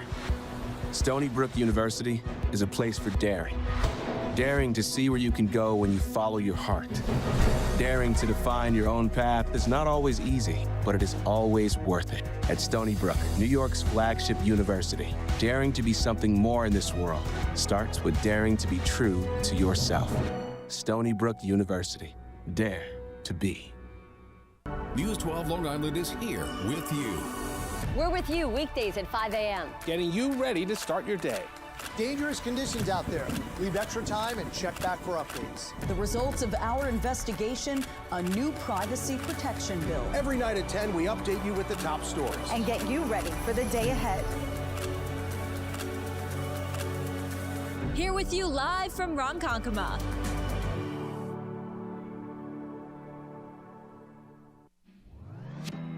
At H2M, we play to win. Architecture, engineering, sustainability. We compete to be the best there is. We believe in teamwork. Working together, building together, winning together.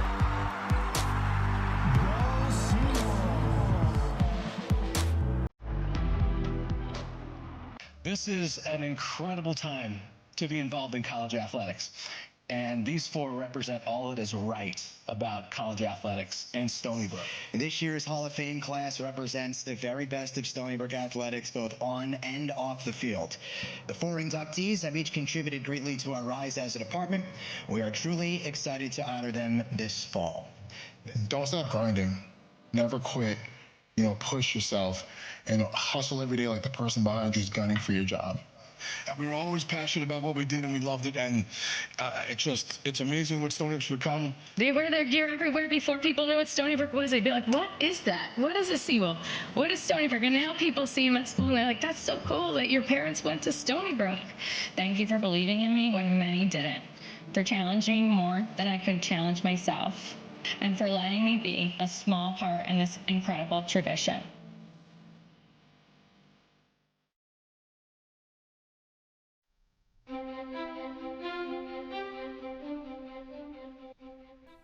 From the studios at the School of Communication and Journalism, welcome to the Stony Brook Media Group Halftime Report, brought to you by Tropical Smoothie Cafe. I'm Bridget Mudge. Sarah Jourdain, Chair and Associate Professor in the Department of Languages and Cultural Studies, has been promoted to serve as the school's first Executive Director of Teacher Education.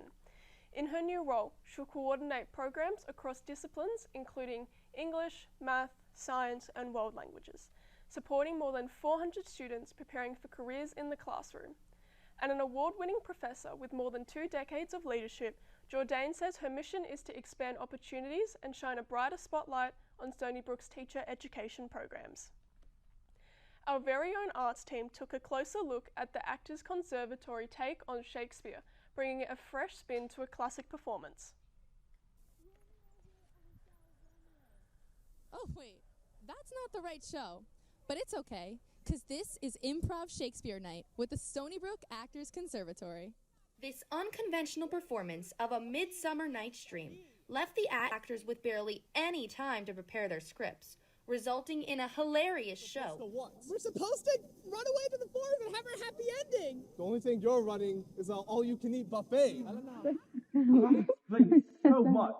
Plenty of onlookers from the local dorms heard the ruckus and stopped by to scope out the scene. I had to come. I had to see what was going on. Because we saw them before heading to dining, and we were like, who are those people dressed up?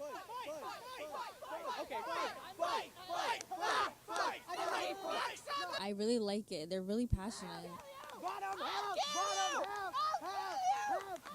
There's no rules, honestly. I really tried to let them have like total control over what they wanted to do. They would come and ask me, what should I do in this scene? No, that's up to you. So they really had full control of the story and the narrative and what their characters chose to do, but the structure of the show stayed the same. Yeah, it's just so unexpected. Like, you really can't even imagine what's happening next because I don't think they know either.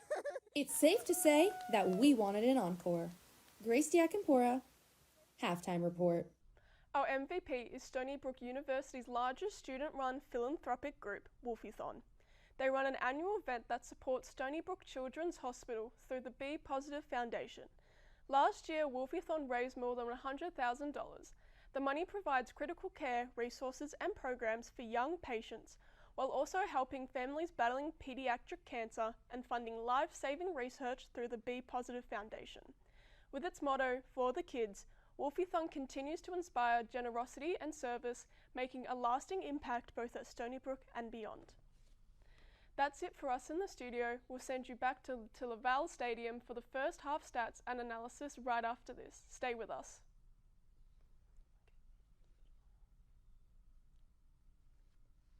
Aha! I knew it! You are stealing my Jersey Mike's gig. Danny, it's just because Jersey Mike's is an official sponsor of the NFL. I'm not taking your gig. Now you're taking my look. This is how I dress. My glasses. I've been looking for those. I wear glasses. I have astigmatism. I'll give you astigmatism. Ready for you on set, Eli. I gotta go. Oh. This ain't over, Manning. Jersey Mike's, a sub above. Hey, that's my line. A sub above.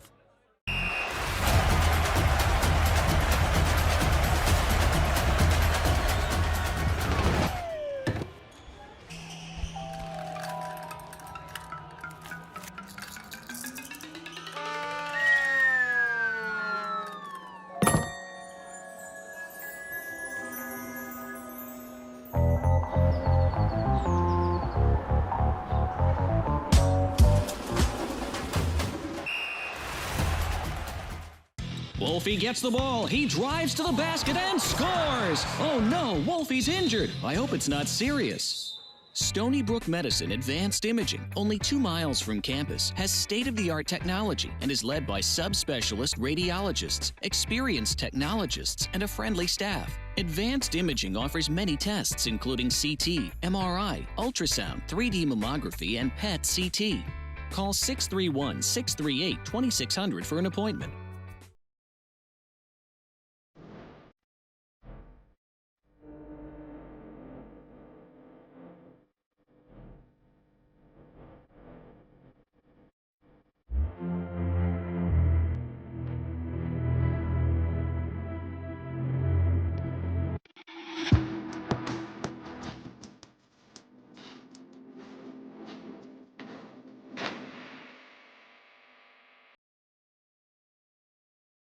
Black Bear Nation, let's ride.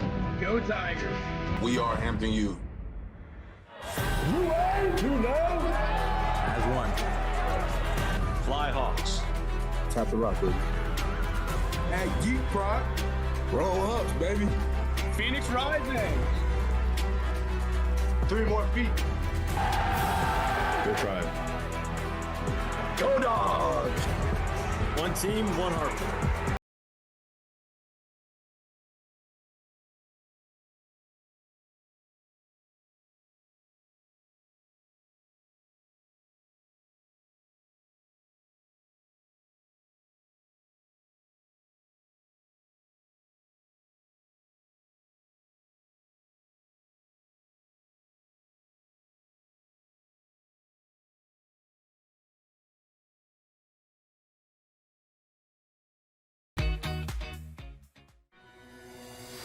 In the classroom, in the field, on the water. Stony Brook University is a place for daring. Daring to see where you can go when you follow your heart.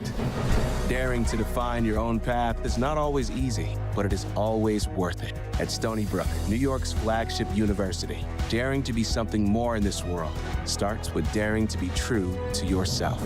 Stony Brook University. Dare to be.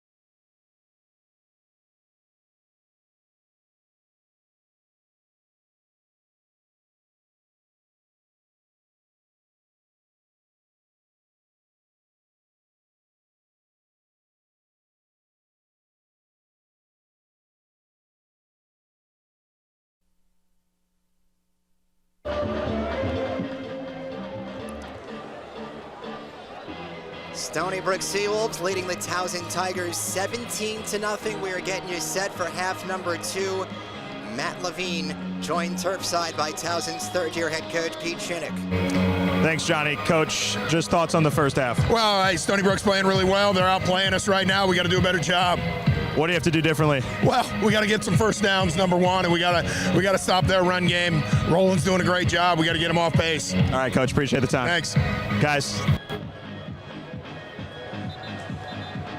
All Well, Roland is doing Roland Dempster things. He had 2 touchdowns in that first half, 18 carries for 59 yards, and Brandon London refuses to start him in his Coastal Fantasy League. I don't think I did this.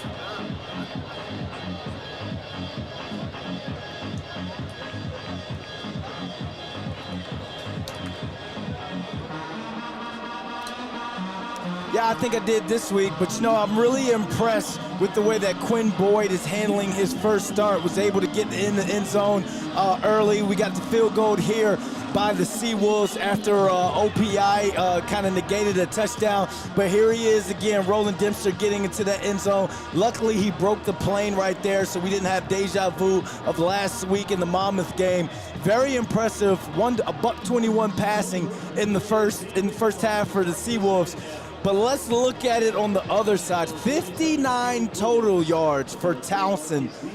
You know, you worry, Johnny, when you come out of a bye week if you'd be flat. And usually you're flat for like the first couple of drives, but not a full first half. Let's see what the motivational speech was like for Towson at halftime. Let's see if their defense can get some sort of spark to get the ball back to that Towson offense. First possession, half number 2, belongs to Stony Brook. And starting field position down to the 22-yard line. 3 completions, 2 first downs, 0 points. You could either call that the first half offense for Towson or the first half defense for Stony Brook. As the Seawolves looking for their 3rd win over the last 4 weeks. Losers last week at Monmouth. Towson had 2 weeks to prepare for this game off their lone bye this year.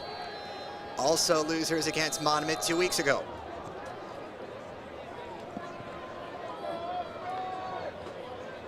First collegiate start for the freshman quarterback, Quinn Boyd.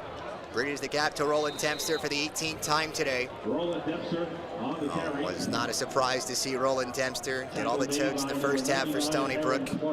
But how about Quinn Boyd, who goes over the century mark, 120 yards through the air in that first half. Starting to settle in, and not exactly looking like a freshman. On target to Des Williams, but Williams out of bounds.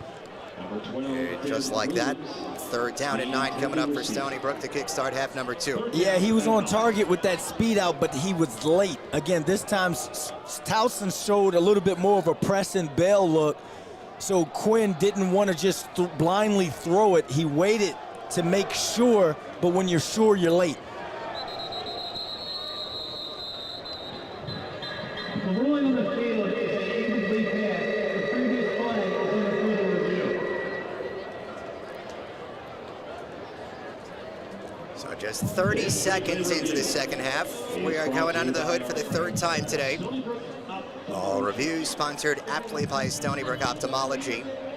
So ruling on the field, an incomplete pass intended for Des Williams. And even if that is overturned, still going to be a 3rd down for Stony Brook, just a little more manageable. As Bill McKeever and company getting their money's worth this afternoon at Stony Brook. Yeah, let's take a look at it. Look how he holds on to this football. You see how that kind of double hitch right there with his hands. He didn't just catch, rock, and throw. It's just like when you're out at practice, routes on air. When that receiver is on this 3rd outside foot, then we're rolling, we're speed out in that. But the fact that what confused him a little bit was that press and bail type look. And Quinn Boyd was a little unsure if he wanted to throw that at first. So now when you're Des, you're getting closer to the sideline than what you want, and that throw throws him out of bounds.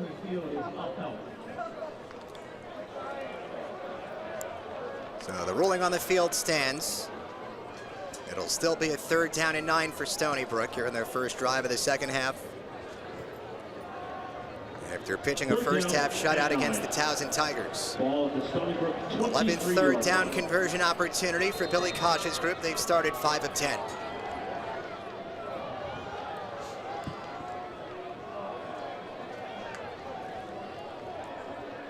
Boyd well protected over the middle, first down. R.J. Lamar, the veteran, becoming a favorite target of the neophyte. 3rd reception today for the 7th-year collegiate baller.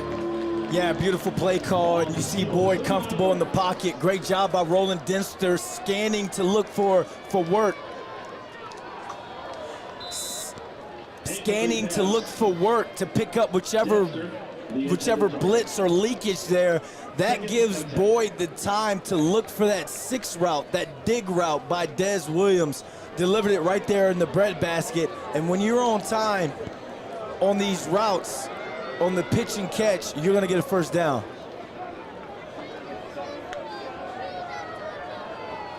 Second down inside handoff for Roland.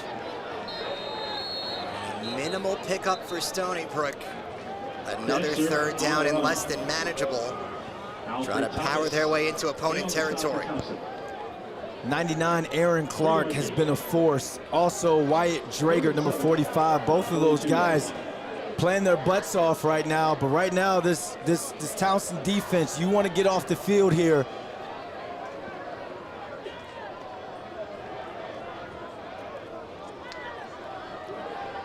Seawolves got to get to the 49. Boyd steps up, hits Dempster, not nearly enough. And immediately out onto the field comes Clayton Taylor and company. So a first half that featured a whole lot of punting. Starts off here in the second half with more punting. Yeah, I mean, that's a win for that Towson defense. Way to get the ball back for the offense. Now you have to have a clean operation on the punt return. But I'm surprised Stony Brook, I'm surprised they didn't come out and take a shot. Just because you're up 3 possessions, you got the momentum on your side, you could have tried to put that one away. Fair catch hauled in by John Dunmore at the 10-yard line. So after an entire first half that went without a point, the Towson Tigers, spearheaded by their true freshman quarterback Andrew Indorf, try to change their fortunes here in half number 2. This will be their first possession. And remember, they've been struggling to run the football. They're running it, they're just not doing nothing with it. And it's putting them in some unfortunate situations, in some second and longs and some third and longs. When you got a true freshman quarterback, that's the last thing you want him to have to deal with. So let's see if they switch up their approach earlier in the possessions, earlier on these downs.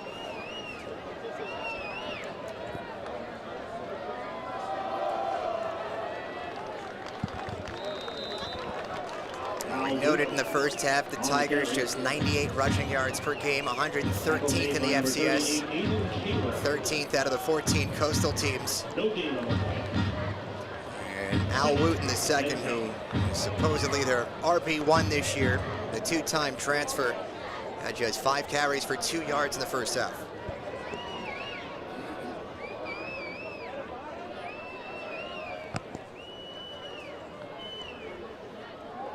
Here comes pressure.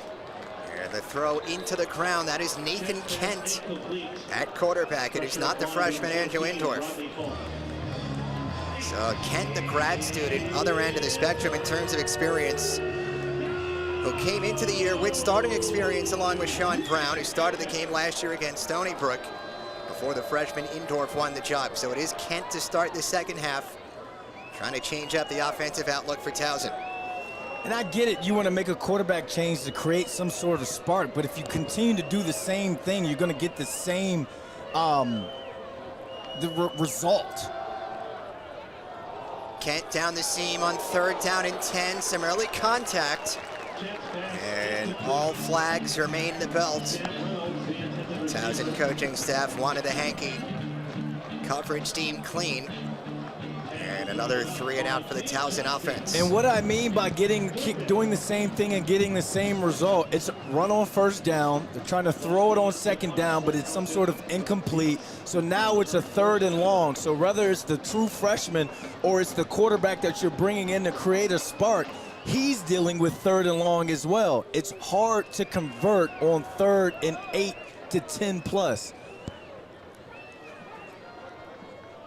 Bryce LaFollette out of the end zone. His 7th punt of the game sends Dietz back to the 43. Marquise Dietz had a 46-yard return in the first half. Here he gets Stony Brook into opponent territory. 11:54 to go, 3rd quarter. When we return, Stony Brook still sitting pretty with a 17-0 advantage.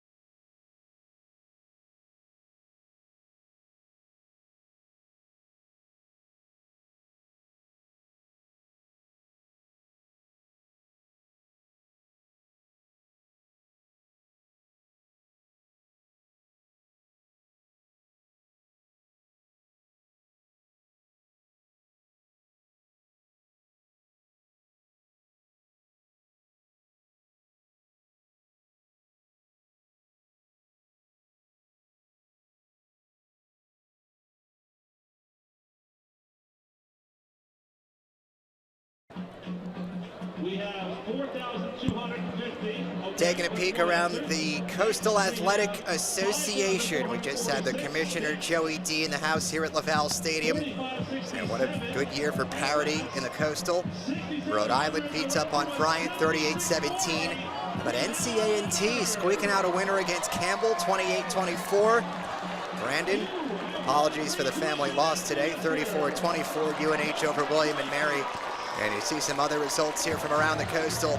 Maine puts up a 35 spot on Elon, and Brandon London remaining awfully silent. Yeah, anytime it's UNH versus William and Mary, you know, people watching at home, Mike London, the head coach of William and Mary, is my father. Head coach of UNH, Ricky Santos, is an arch rival of mine from college, but one of my good friends because we played in the CFL together. So, you know, he texted me this morning. And I'm like, it's just, you know, you root for your dad, you root for like a guy that's like a brother to you. CAA, just don't make me pick. Oh, wait, Roland Dempster, maybe the only running back in the FCS who could fumble, pick it back up, pick up a 5-yard pickup on first down. Second down and 5. Fastball from Boyd is on target. Right down the seam to his tight end, Cole Benici, his first catch of the day. Stony Brook looking to extend what is a 17-0 advantage early in the third quarter. But do you see the difference in these first down calls, first and second down calls? Stony Brook is getting positive yards with the run, and they're getting positive yards with the quick game as well. Play fake to Dempster, quick hitter to the outside, Des Williams, and he squeezes through. Des Williams signaled out of bounds. Des would not go down. It was the Des dispenser in the first half. His helmet came off. It is a first down for Stony Brook. And they are picking up where they left off from half number 1. Yeah, Des Williams looking like Des Bryant out there, showing that strength to get some yak. Unfortunate that he stepped out of bounds, but great job just off a simple now screen. Dempster on the run. Stony Brook, Staten Island sprinter Roland Dempster. Up to 70 yards on the evening, 22 carries for Roland. 22 carries. That one, I mean, obviously you trust your running back too. He hasn't even broke one yet, Johnny. That's the scary part about it. But he does stabilize this running game in this offense. 23 carries. Now, 90. if you were to say Roland Dempster at 23 carries and the game is over, that would make sense. Roland Dempster has 23 carries. We have almost an entire third quarter and the entire fourth quarter left to be played. So what do we? 30. I'll probably get at least 30 carries today then.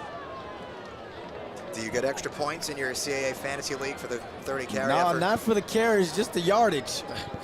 I want to see the yardage. Third down and 6, just inside the red zone for Stony Brook. Boyd claps his hands, bridges the gap to Roland again. Tried to squeeze past the 10-yard line, he did not. Stony Brook had to get to the 9-yard line, they're a yard short. And Billy Kosh is going to lead the offense out there.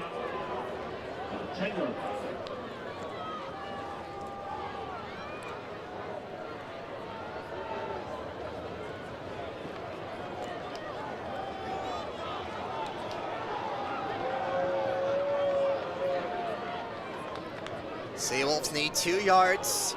It is Dempster churning the legs. And of course, Roland Dempster provides for Stony Brook. Needed to get 2, that's what he gives them. Stony Brook inside the 10-yard line. And goal to go here in the third quarter. And you say it all the time, what a luxury it is to have a back like that on a 4th and 2 or a 3rd and 5. You have a running back you can give the ball to, keep the ball out of the air, and still pick up a first down. That's a luxury. There is a down Tiger at the moment, delaying the action. Seawolves drive will continue in a moment at the 8-yard line of first down and goal. With a 17-0 cushion, we appreciate you hanging with us here at Laval Stadium. Joined alongside Brandon London, Matt Levine patrolling turf side, Jeff Bernstein providing all the stats and nuggets to our left, and Becca Garner, our producer, touching all the right buttons. Lone home game in the month of October. And Stony Brook trying to make it worth it for their home faithful here on homecoming. 8:10 remaining. And it appears the injured Tiger has been able to make it off on his own power.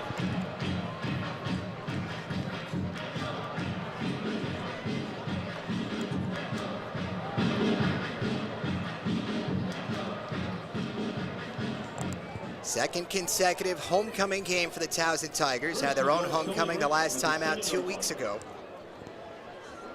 Well rested for this matchup with Stony Brook, as Billy Kosh at the moment apoplectic at the near sideline. Handoff for Ragsdale. Does not get the edge. Second down and goal from the 6 for Stony Brook.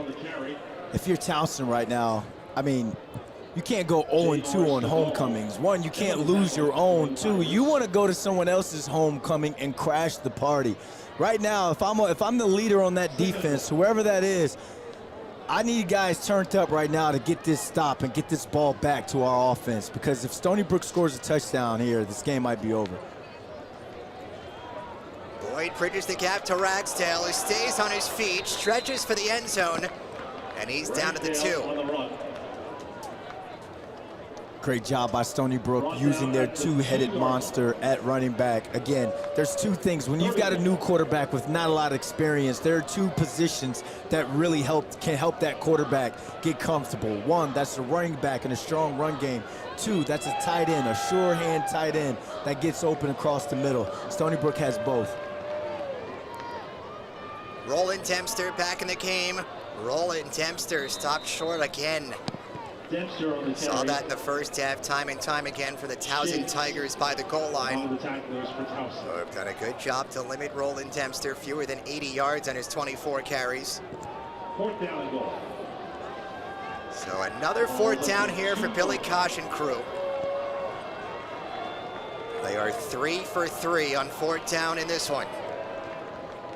Gotta get to the goal line. Boyd, end zone, got his man. Touchdown. Great play call. Dez Williams by the far pylon. And the first 23 belong to Stony Brook on homecoming. Great play call. You're going to see Dez running what we used to call a twirl route. Can't wait till we get to this instant replay, because I want to break this one down. But great job by Anthony Davis calling a play. That means calling a pass in that situation when you have a guy like Roland Dempster. That means you are comfortable with Quinn Boyd as your QB1.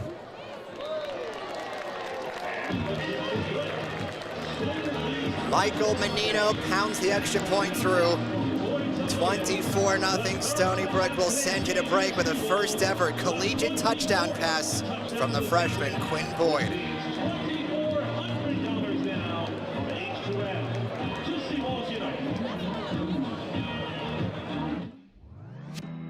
At H2M, we play to win. Architecture, engineering, sustainability. We compete to be the best there is. We believe in teamwork. Working together, building together, winning together.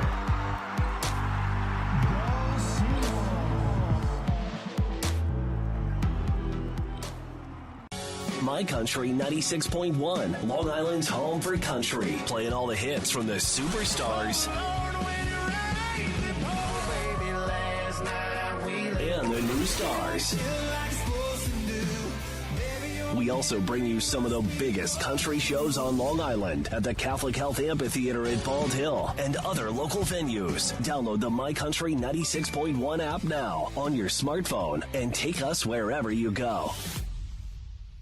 Mr. Murphy was a big runner, and running was a big part of his life. And I'm also a runner. I know that running becomes part of who you are, and you can't do that any longer. It's taken away from you.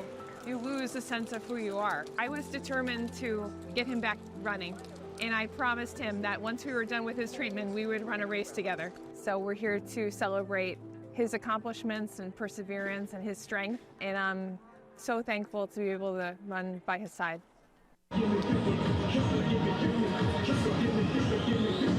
The homecoming party rolls on here at Stony Brook. It is a 24-0 lead for the home team, looking for their second consecutive victory against the Towson Tigers. He's Brandon London. I'm Johnny Wincott, and that is Quinn Boyd. And this is his first collegiate touchdown pass. Des Williams on the receiving end. Yeah, way to drop it in the bucket right there. Des runs what we call a twirl route. It's coming off of that pick route that they ran earlier that they got called for. He's just gonna, it's almost thinking your heads right now, hitch and go almost out of the slot. So he wide angle departed the hitch part of it, got the defender to jump that, and twirls out of it, like actually spins out of it. Now Quinn Boyd had the patience, the je ne sais quoi, to drop that ball in the bucket instead of throwing it out of bounds. Great job. Congratulations on that first touchdown, and looks like he may be QB1 for the foreseeable future. We are already past the halfway mark in the regular season, and you're finally dropping je ne sais quoi? Yeah, man, you know, I thought I'd bring it out for today. Still waiting for you to use lit. Like, you know, I use je ne sais quoi. You can't use lit. Well, the Stony Brook Seawolves lit the flame today in the first quarter with a touchdown to take a 10-0 lead. Now it's at 24-0. The Tigers trying to avoid their 5th loss over the last 6. They have been road warriors. All 3 wins this year have come away from Towson. The team picked to finish 6th in the 14-team Coastal. They finished in 6th in each of the last 2 years. Throw to the outs, that is brought in. That is the longest pass play of the day for Towson. Second catch for John Dunmore. And that is their first completion of half number 2. Yeah, it's good to see them complete the ball on the first down throw because, you know, an incompletion there puts you backed up in the 2nd and 10. Great corner route by Dunmore. Even better was the ball placement. Second drive today that Nathan Kent is the man. And he is 2 for his last 2 as he hits the freshman battles in the flats. So again, Nathan Kent entered the game to start half number 2 for the true freshman quarterback Andrew Indorf. He started every single game this year after being named the Class 5A Florida State Player of the Year last year. But look at the play calling, aggressive play calling on first down. That first down, you run and complete the corner route. This one, a nice simple throw to the flats to your running back. That's an extension.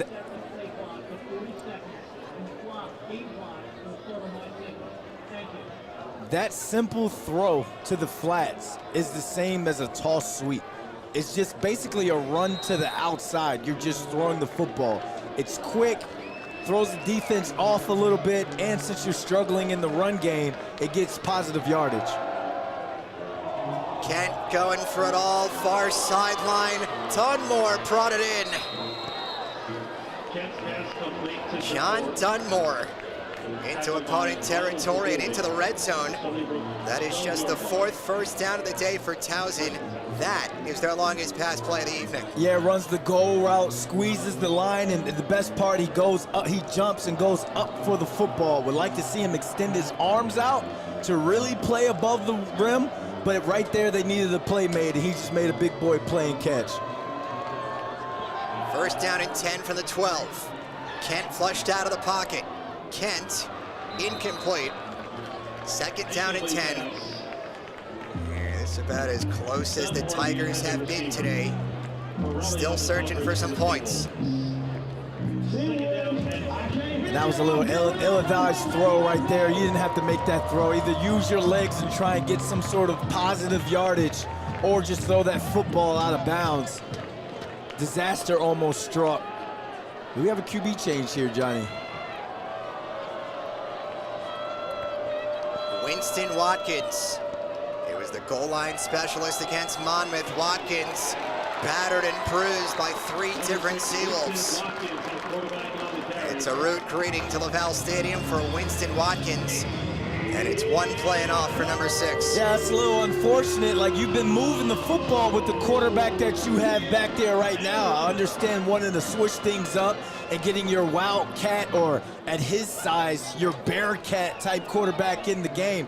But you lose yardage and now put your quarterback in another disadvantage with a 3rd and long. 1 and 8 on 3rd down, Johnny. Let's see if they can pick up their second. Kent with time, throws low, incomplete again. Kent pass incomplete. Now it's 4th down. And a game trailing by 24. Does Towson try to go for the end zone to bring out the field goal unit? Looks like they're going for the field goal here just to get something off on the board. But you can walk away from that drive as a positive, or at least the start of that drive. Those last 4 plays, you're going to be mad at yourself because you took yourself out of touchdown territory or a touchdown opportunity. Caden Williams trying to kick his way onto the scoreboard. And on a 31-yarder, Towson is finally on the board with 3:45 remaining in the 3rd quarter.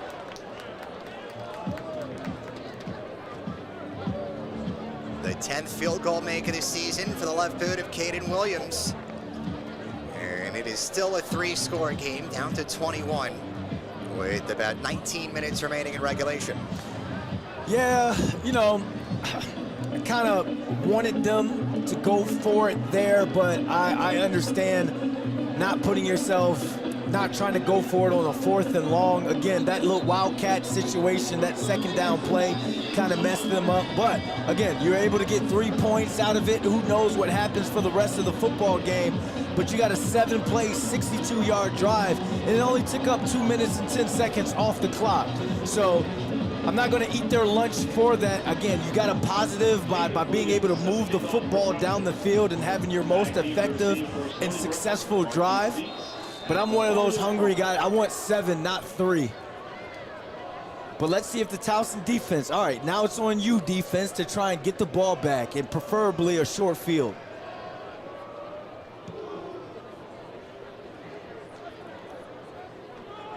Dietz from the 9. Across the middle, 26-yard line for Marquise Dietz.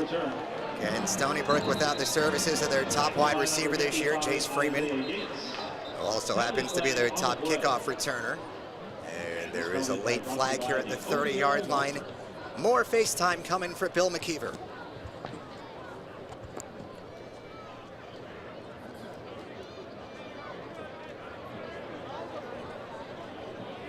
After the flag, there are unsportsmanlike conduct found by both teams.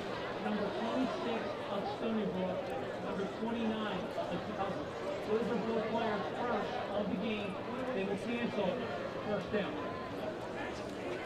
You want to know a way to make Billy Kosh go crazy? Have some sort of unsportsmanlike penalty while you're up. We've seen Coach Kosh spaz out for less or crash out for less, like the kids say, and you see it. It's unfortunate right there. No need. The play is over. Just go back to your sideline. No being a tough guy after the play. That was Dylan Harris for Stony Brook. Cody Williams for Towson. Quick throw, another quick out. Quick out of the slot. I like Quinn Boyd's ball placement there. The receiver was covered on that, but the fact that he threw it away from the defender towards the sideline, now you put yourself in a 2nd and 5 situation. Stony Brook in no rush. This is prime Roland Dempster territory here. Want to get that clock down at 0-0s. He's so fun to watch when he gets the football. He takes that little Ezekiel Elliott, like hop step, and then he'll burst to hit a hole. It's like he's comfortable within this run game, but he knows and he understands the run scheme and how his offensive line is going to block for him. Really fun to watch. Credit the Towson defense. Roland is only at 77 yards on his 27 totes. Now he's got a lot more on his 28 tote. Roland is rolling. into opponent territory, down to the 46. Last year's Coastal's leading rusher, trying to make a bid at that title for a second straight season. And you see him hit the hole, and he has vision. You see him put that right foot into the ground, bait that safety to come downhill towards his right side, puts the right foot into the ground and cuts across that safety's body. You're going to miss that. You're going to miss that open field tackle. It only took to, what, 2 minutes, something left in the third for him to get that breakaway run, Johnny. This one goes to Ragsdale. 9th carry of the game for IK. I told you Dempster, number 4. Earlier today became the 4th all-time leading rusher in Stony Brook's illustrious history, passing Donald Leontine. And now Dempster 1 yard away from another 100-yard rushing effort this season. Ragsdale looking for the edge. He will not find it. Game tackled at the 42-yard line. I really like that play call and what they're doing there. Switch up the run a little bit. They've been gashing the Tigers defense up the middle. This time they try to get it out to the perimeter. But great job by Towson's defense to kind of string that out, make that run go east-west. Ragsdale was never able to put his foot in the ground and get north-south. Now you put yourself in a 3rd and short situation. Let's see if Towson tries to bring pressure here. That was Branson Peters who had the tackle on the previous play. One of those LBs that they had lost midway through the season, coming back. Seawolves need 3. Number 4 provides 4. So he is over the century mark yet again. Roland continues to roll as Stony Brook gets a new set of downs to the 42-yard line. But when you see when Roland Dempster gets north, south, and there's a POW, that POW is moving. He got hit. What was that, around, what, 3rd and 3 there? He got hit at the line of scrimmage, and then you just see bodies just moving towards the end zone. I don't know if that's him or if it's the offensive lineman or a combination of both, but he is a hard dude to take down. The Stony Brook Seawolves 15 minutes away from a homecoming victory. 24-3 after 3. Stick with us on Flow College.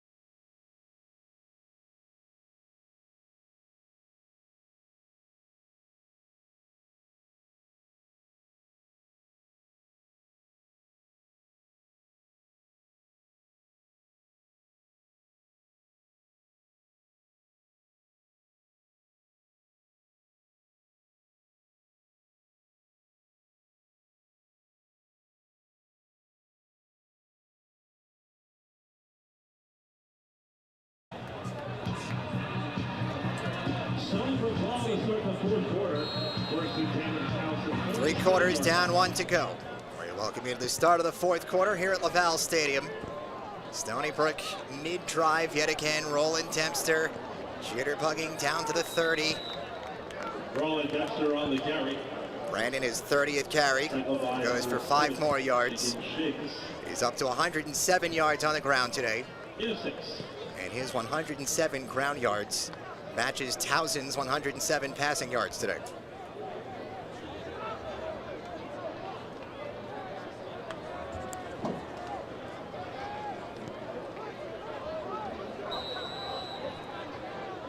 Dempster. We talked about for the freshman quarterback Quinn Boyd, first ever collegiate start. Made his debut last week with just a few pass attempts at Monmouth. Having to make that start without Chase Freeman, who is clearly the top target on Stony Brook. But he does have the luxury of handing the ball to Roland Dempster 30-plus times. Yeah, and Ragland as well. Ragland's come in and been a great switch-up back and has got positive carries every time he touches the ball as well. But he's getting a lot of help on the perimeter, talking about Quinn Boyd. A lot of these little bubble screens or jailbreak screens, the receivers are doing a great job blocking man-on-man or most dangerous, and they're able to get positive yardage off of that as well.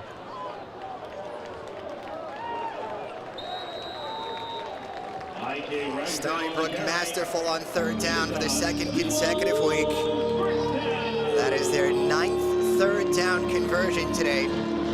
Comes courtesy of the aforementioned Ragsdale. So the name of the game now for Billy Kosh and company, get that clock moving. And then for Stony Brook, it is on the road up the northeast to take on the University of Maine next week. When I played at UMass, I used to love going up to Maine.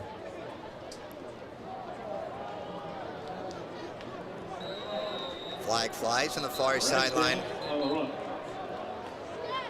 The indication there, possibly an offsides in the defense.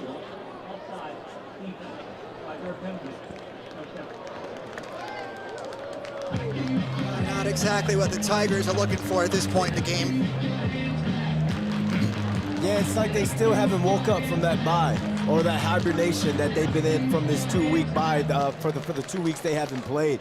And that's unfortunate because I was coming in this game thinking that this was going to be some sort of dogfight or just a grinded out type game for both of these teams, but it's been all Stony Brook from start to finish.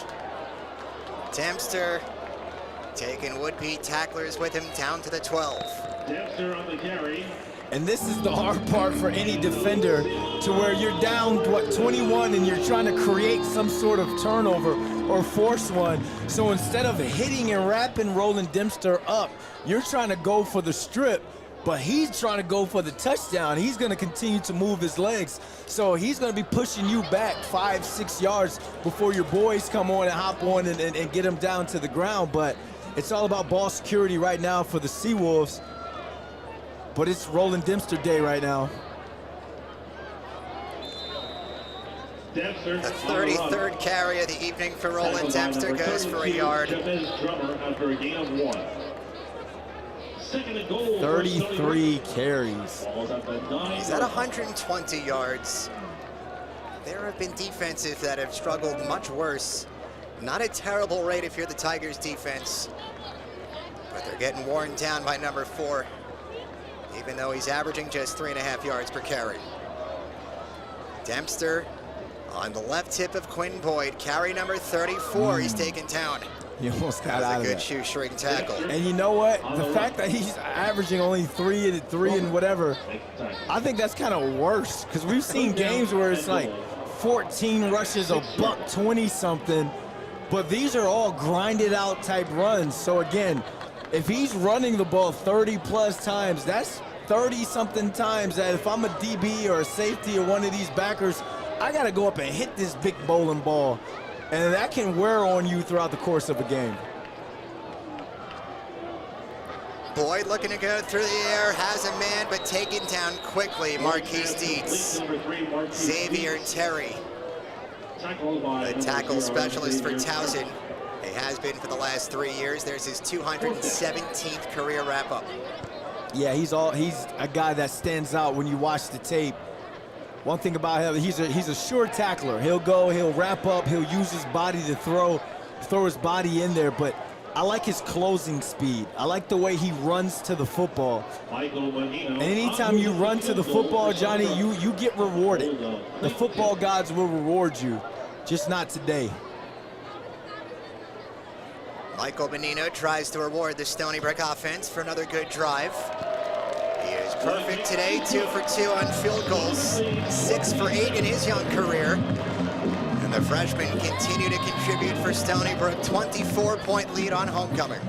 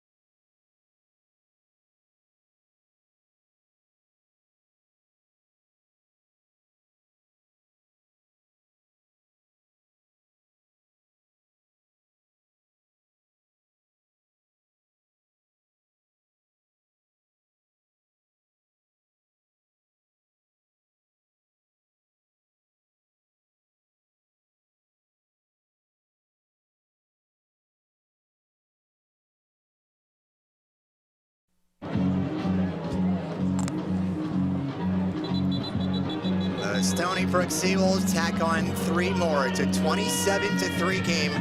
10-plus minutes away from a homecoming victory at Laval Stadium. For more on their starting freshman quarterback, we go turf side of Matt Levine. Thanks, Johnny. Quinn Boyd, just his second collegiate game. Threw 7 passes last week in his debut, coming off the bench. This is his first start, but you look at him on the bench and the way he interacts with his teammates, it looks like he's been there, done that, and he's got guys coming up to him, high fives. He seems to be well in the mix of this group, and he was with the team last year as a redshirt but did not play, but he looks to be in command of this offense, and it's funny, he's sitting next to, on the bench for the most part, next to Roland Dempster, 6th-year running back who has spent his entire career here. So you have a redshirt freshman in his first start. You have Dempster. Those 2 guys, different paths, but they've made for a pretty good dynamic duo today. Yeah, appreciate that, Matt. Appreciate you getting that information for us, man, and keeping an eye out, because one thing that when I'm down at Monmouth and I'm watching the Monmouth offense on the sideline, I watch Derek Robertson all the time. And he has, that kid, not only is his on the field there, but he's got the intangibles off the field. He rallies his troops. He gets his receivers going. He gets up in their face in a positive way to get to, and like will tell them, I'm coming back to you. Let's throw it for 100 against these guys. So you want to see now how Quinn Boyd starts to ingratiate himself not only as the quarterback on the field, but the leader as well. Are these guys going to follow him? One, you can do that with your play, but 2, you could do that by how you interact with guys on the sideline as well, Johnny. Nathan Kent avoids the rush. It is a positive gain, but a negative play here for Stony Brook. That is Anthony Farrelly, slow to get up.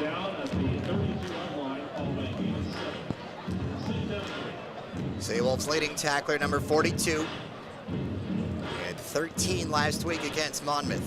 I like watching him play. I like watching all the Seawolves linebackers play. Again, we talked about A.J. Roberts, 1 sack in one sack in each of his last 3 games. Would like to get one here to keep that going. But Aiden Kaler, Chase Chalmers, all those guys get to the football. Tigers able to accrue another first down, just their 5th of the game. Veteran wideout Lucas Lentano caught his 3rd career touchdown pass 2 weeks ago in the loss against Monmouth. Kind of a versatile weapon there in the slot for Towson is Lentano. Time fleeting here on Pete Chinnick's group, just over 9 minutes remaining. Kent will step up, and Kent will go down. It's a 12-yard pickup. The first time today, Towson has picked up first down on consecutive plays. And they are swiftly into opponent territory here in the fourth quarter. It looks like they got themselves a little QB battle going on themselves, so it's a great job for him, Kent, to show that he could be mobile as well. Maybe you won't run a RPO with them or a read option, but great job being using your legs to pick up that first down. Now Kent tries to use the arm, incomplete. Looking underneath for John Dunmore. So we've seen 3 different quarterbacks today for this Towson team, and none of them are the starter from last year in Sean Brown. Andrew Indorf, the true freshman quarterback, has been their starter all season. Saw some sprinkle of Winston Watkins, who has become a bit of a goal line specialist offensively. And now it is Nathan Kent, who has started since the beginning of the second half. Kent on the screen setup. There's some room for John Dunmore, who's still on his feet inside the 20. Jumping John Dunmore.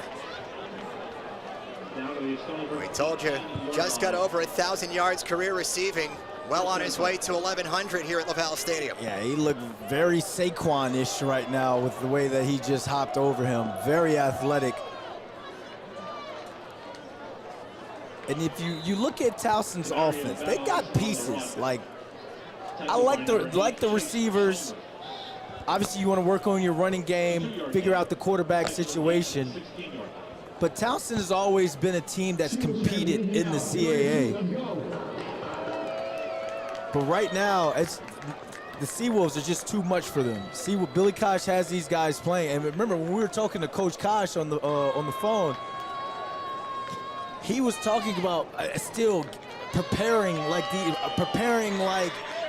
you know, you're 0-0 each week, and you can see that this team is not playing with any sort of hangover. Of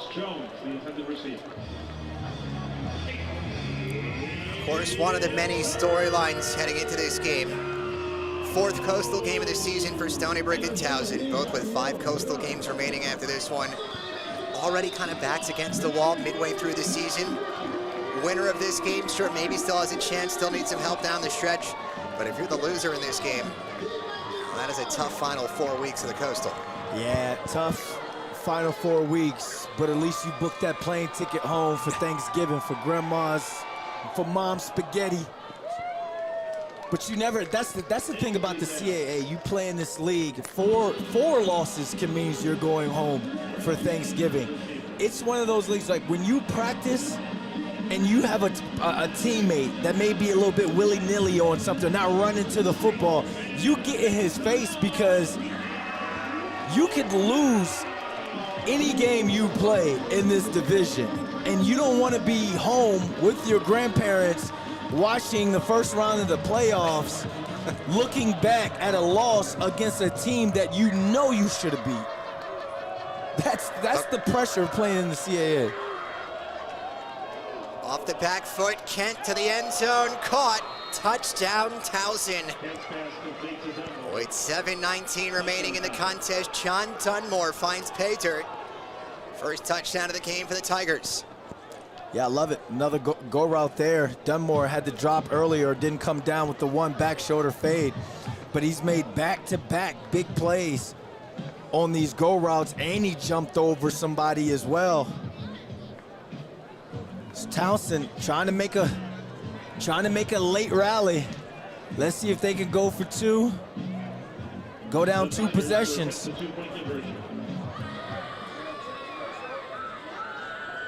Still half the 4th quarter remaining. It's a trick play on the reverse, the throw to the end zone, conversion. Is that the Philly special? Towson works it to perfection. It's the Baltimore special. This is a 2-possession game, 27-11.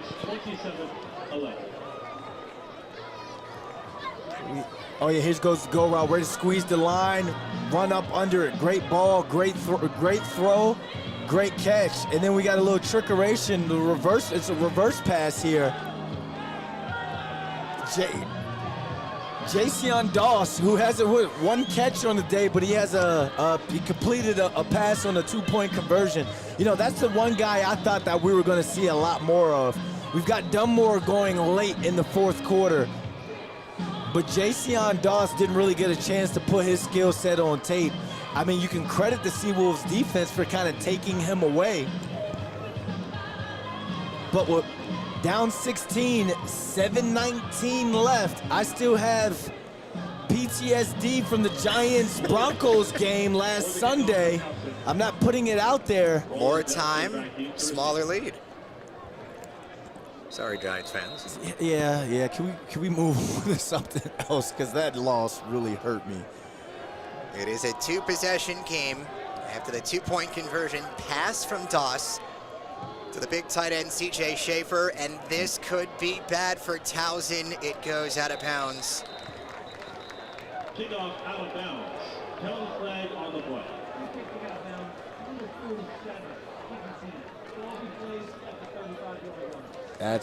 That's unfortunate right there, because you capture some momentum. You want to get the squib kick to see what you can force, see if you can back them up. But let's see. Let's see. Now it's on the Towson defense. Let's see if they can come out and respond.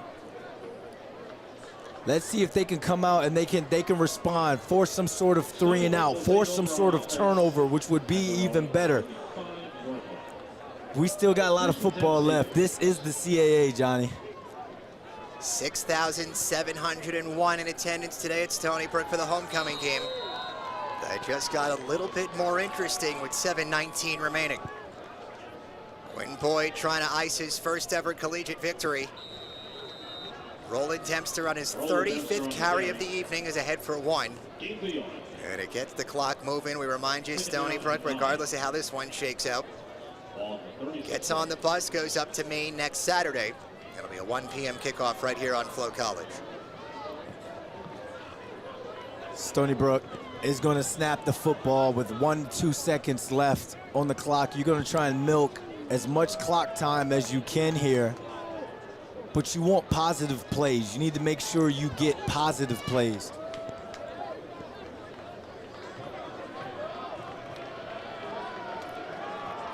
Six minutes and 35 seconds to play. Dempster nearly spun out of the tackle.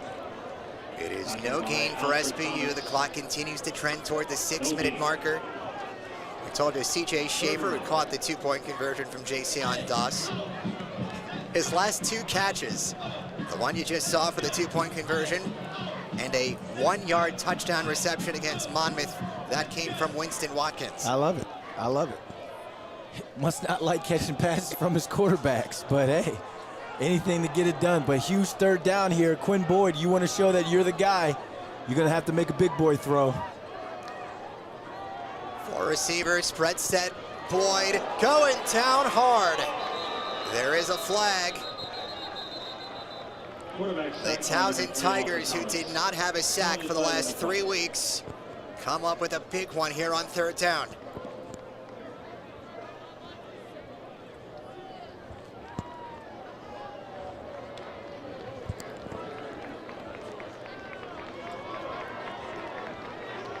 Number 68, offense.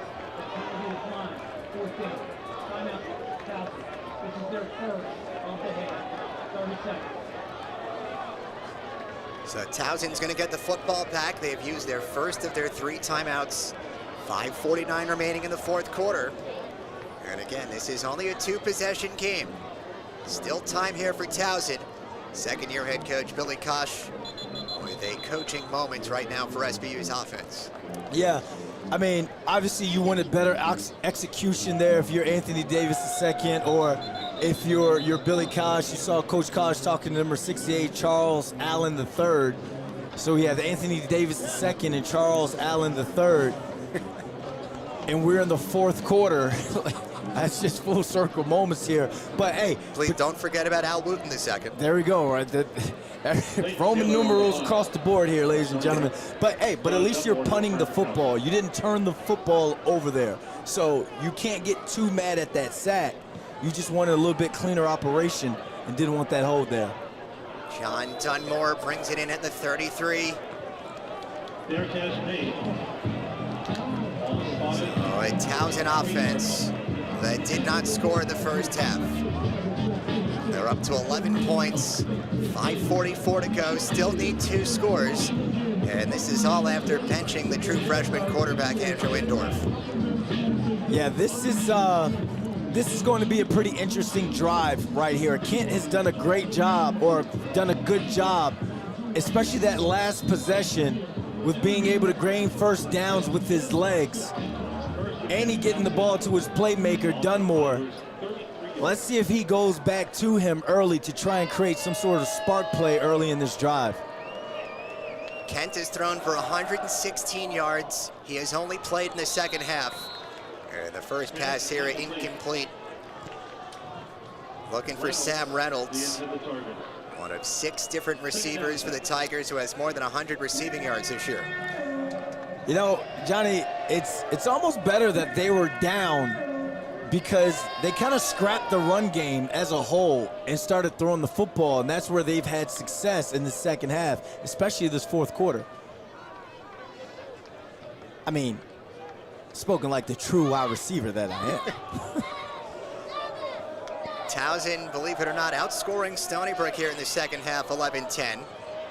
Kent nowhere to go and floats it out of bounds. They went back to that same route concept. They run the corner route with Dunmore. They run the flat route with 26, the running back. Great job by Stony Brook seeing that, identifying that, and covering both guys there. Now they're in the 3rd and long. This is where it's Seawolves defensive line territory. See if A.J. Roberts can get active and get acclimated in that backfield.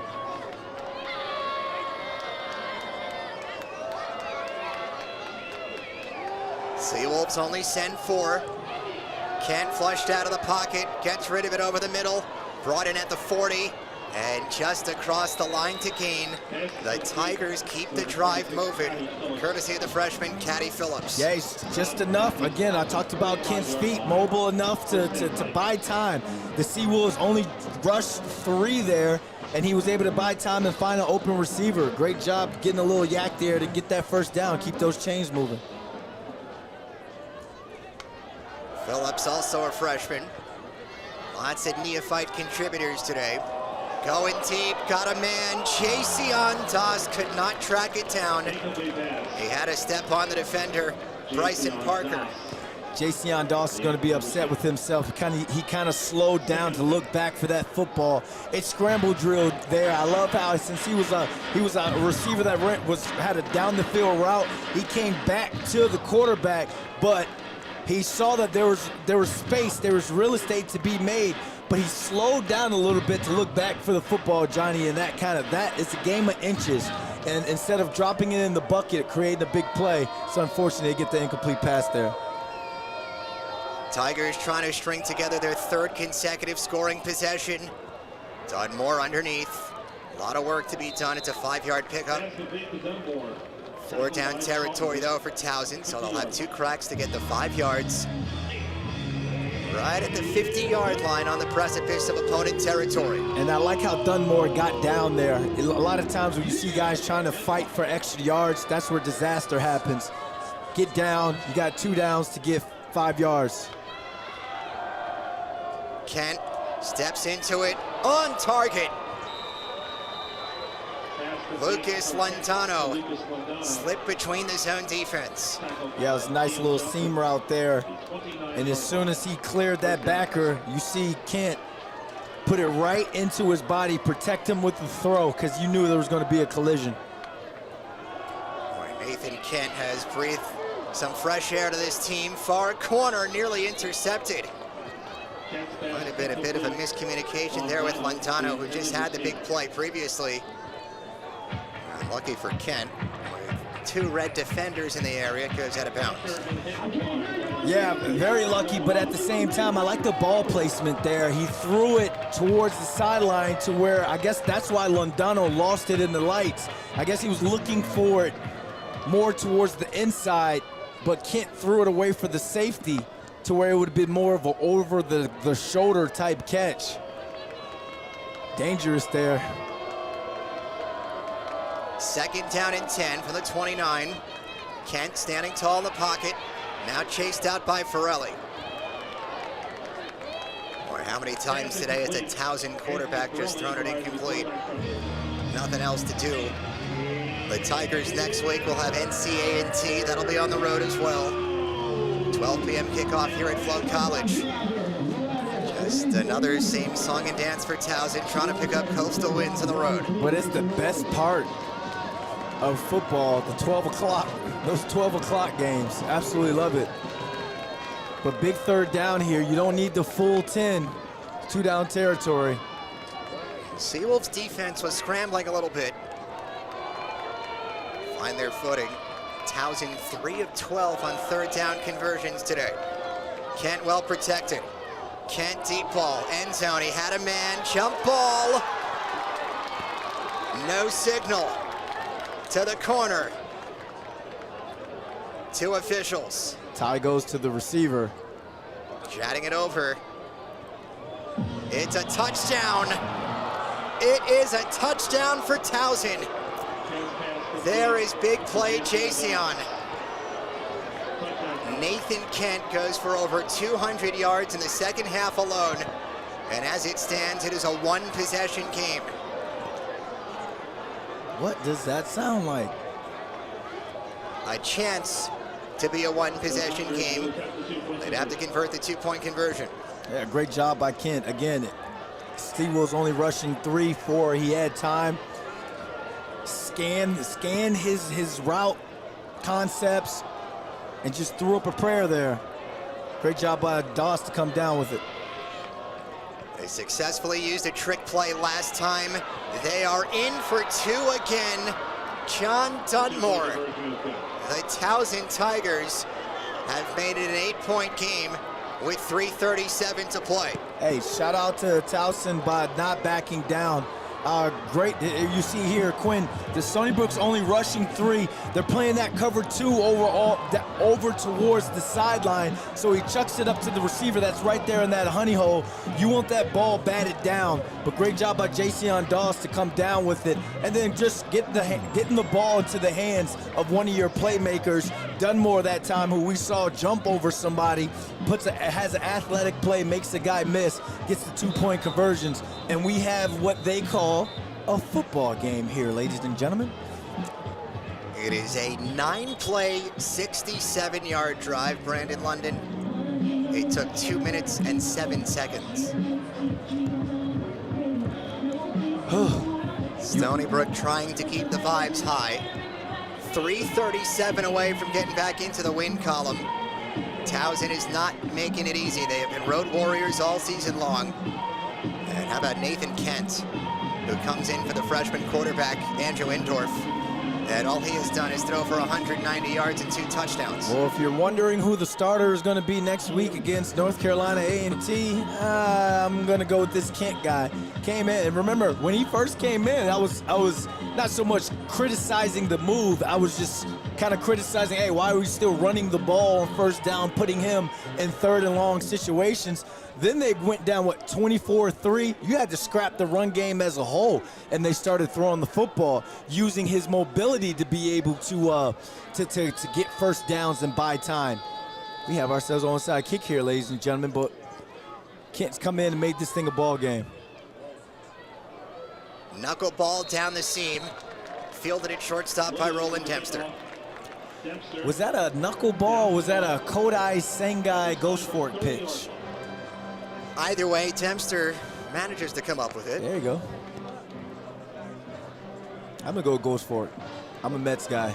Let's go Mets. 3:37. Stony Brook desperately trying to get the clock to read 3 zeros. And the winner of this game advances to 4-4. They'll go to 2-2 in conference, and we've kind of spoke at length. Not an easy avenue to the playoffs, even if you win this game. If you're the loser in this game, that is tough sledding for the final 4 weeks of the regular season. Translation, do not lose this football game if you're for both sides. But Johnny, I think we all know where the football is going. I want to see how much confidence they have in Quinn if they're going to put the ball in his hands. Roland Dempster, not only to the second level, he stays in pounds. He is nearing 40 carries on homecoming in 2025. Stony Brook looking to keep that clock rolling toward the 3-minute marker. And that's a great switch-up run and switch-up call there, because the bulk of the 40 runs have been in the interior, right through the guard, right through the A and B gap. This time he gets them out to and calls a play to get rolling out to the perimeter, gets the first down. Fewer than 3 minutes remaining in regulation. Back with Roland. His 38 tote goes for maybe 4. And Towson will use one of their final 2 timeouts. Stony Brook will have a 2nd down and 6 from their own 49-yard line. And if you're Towson's defense, you have to sell out. Again, you have to sell out to the run. I'm going cover 0. I'm blitzing everybody. I'm telling the parents, hey, come down from the bleachers and blitz with your son, because you know where this football is going. You know, because of the clock time, what's at stake right here. You know Roland Dempster is going to get the football. I mean, look at this guy. Last week in that loss, 19 carries, 92 yards, and the touchdown. 100-plus total yards of 6 of 7 games this season, ladies and gentlemen. He is a walking stat sheet. And everybody knows that. You can make it 100 total yards now in 7 out of 8 games this season, unless his next run goes for minus 44. Fingers crossed there for Stony Brook. Right around midfield, 2nd down, 2:45 to play. Roland trying to get the outside. He's got it. Roland is rolling. Dempster inside the 20, but a flag flies. It might be coming back.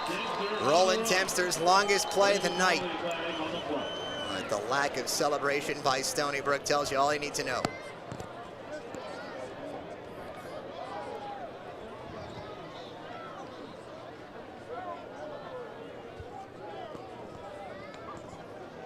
Holding, number 81, offense.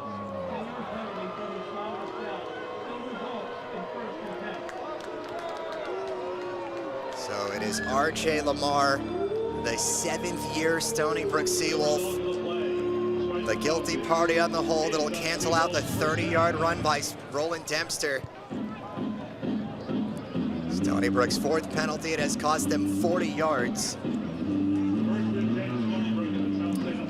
You know, Coach. Looks like it's going to be a spot foul, though, Brandon. So it'll still be a 1st down for Stony Brook. They'll take it back to the 45-yard line. Now 2:35 showing on the clock. 1 timeout for Towson. Yeah, you still get the 1st down, but it takes you out of field goal range just in case you need to put it away or ice this thing with the field goal. So Towson's still in it. Let's see what Stony Brook does here.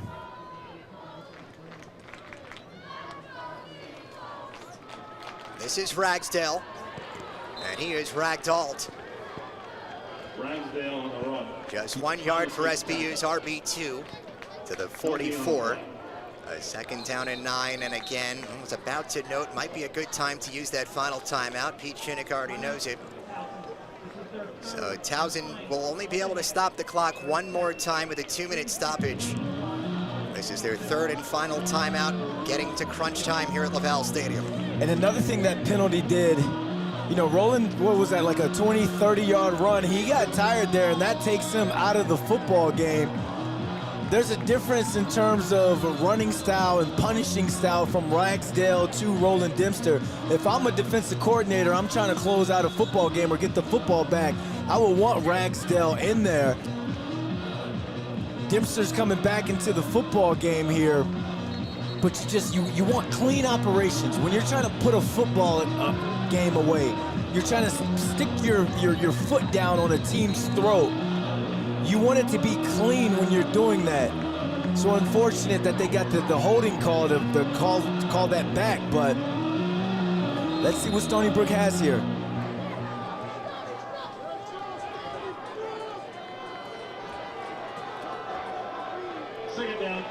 Surely this will be the final play before the 2-minute stoppage. Lots of room to the outside for Roland Dempster. And he stays in bounds to the 22.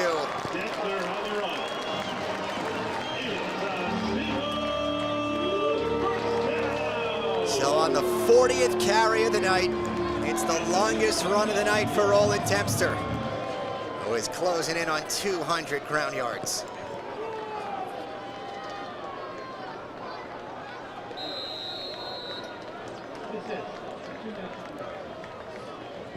The 2-minute stoppage here in the fourth quarter.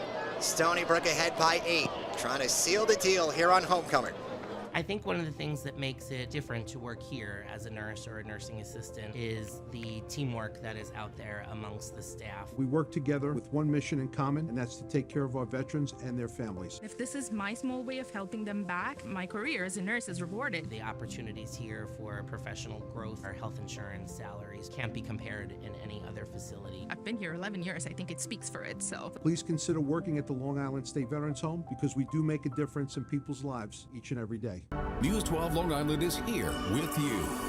We're with you weekdays at 5 a.m. Getting you ready to start your day. Dangerous conditions out there. Leave extra time and check back for updates. The results of our investigation, a new privacy protection bill. Every night at 10, we update you with the top stories. And get you ready for the day ahead. Here with you live from Ronkonkoma.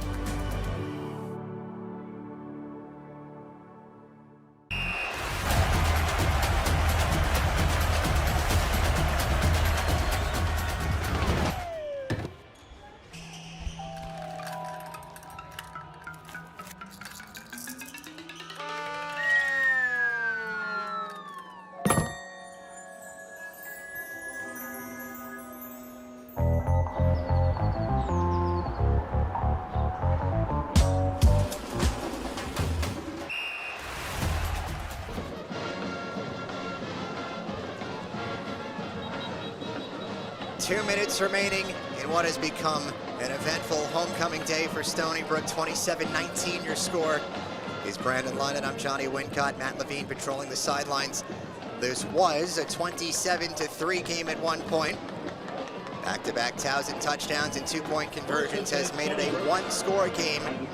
Stony Brook on the precipice of the red zone with 2 minutes remaining, and Brandon London, maybe the most important fact here, no timeouts for Towson. 0, which means that this is the best formation in football, ladies and gentlemen. Not the Delaware wing T, not the V, not shotgun, victory formation. This is one of the earlier victory formations you could see. Gotta feel good, though, for the freshman quarterback, Quinn Boyd. 2 minutes remaining in his first ever collegiate start, gets to go into victory formation. And he will guide Stony Brook to their 4th victory of the season. Yeah, and I mean, again, you're going to need to run table. You're going to need to have some things happen in your favor to get into the playoffs. But at least when you go into the locker room, if you're Coach Kosh, you can preach a message of hope to these guys because you have a quarterback in his first start that played a flawless game. And yeah, he didn't throw for 3+ or 410 touchdowns or anything of that nature, but he didn't turn the ball over. He got the ball to his weapons. He was accurate with the football on some of his shorter throws that gave receivers the ability to have yards after the catch. And you still have a two-headed monster at running back. Defense played well enough, so when you go to and you tell this team, you tell them, hey, we still have hope. We're still in it. Let's clean up the penalties. Let's not shoot ourselves in the foot. And let's see what happened. The football gods have blessed worse. In his first ever collegiate start, the freshman Quinn Boyd is going to guide Stony Brook to victory. A career-high 181 rushing yards today for Roland Dempster. He did it on 40 totes. And for the second straight season, the Stony Brook Seawolves upend the Towson Tigers.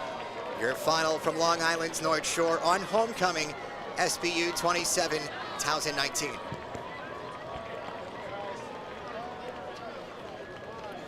Great when you see Coach Kosh there hugging up you know, the opposing coaches and all, but he has to be relieved there, especially coming out of Monmouth with that loss. But now you can officially shake away the stank of that Monmouth loss, Johnny, and you can look ahead. You can't look ahead too far because, I mean, remember how he stopped me in the middle of the conversation? It was like, oh, we're not looking at, we're 0-0. We're approaching each week 0-0.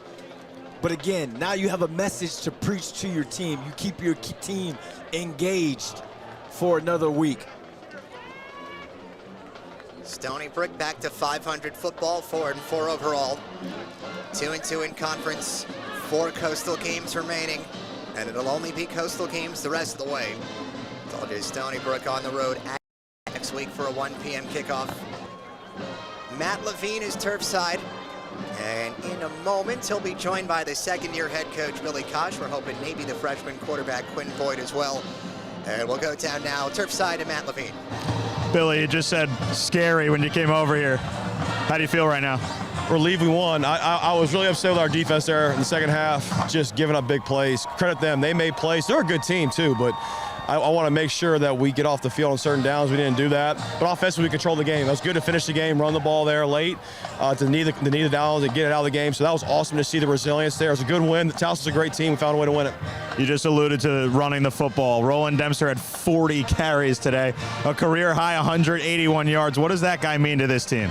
A lot. He's a great football player, and type of game it was. We had to run the ball, and our offensive line did a great job, and our tight ends, and Quinn did a nice job of distributing the ball. So, but great job by Roland. He means a lot to us. A hell of a player, physical, did a nice job in the game for us.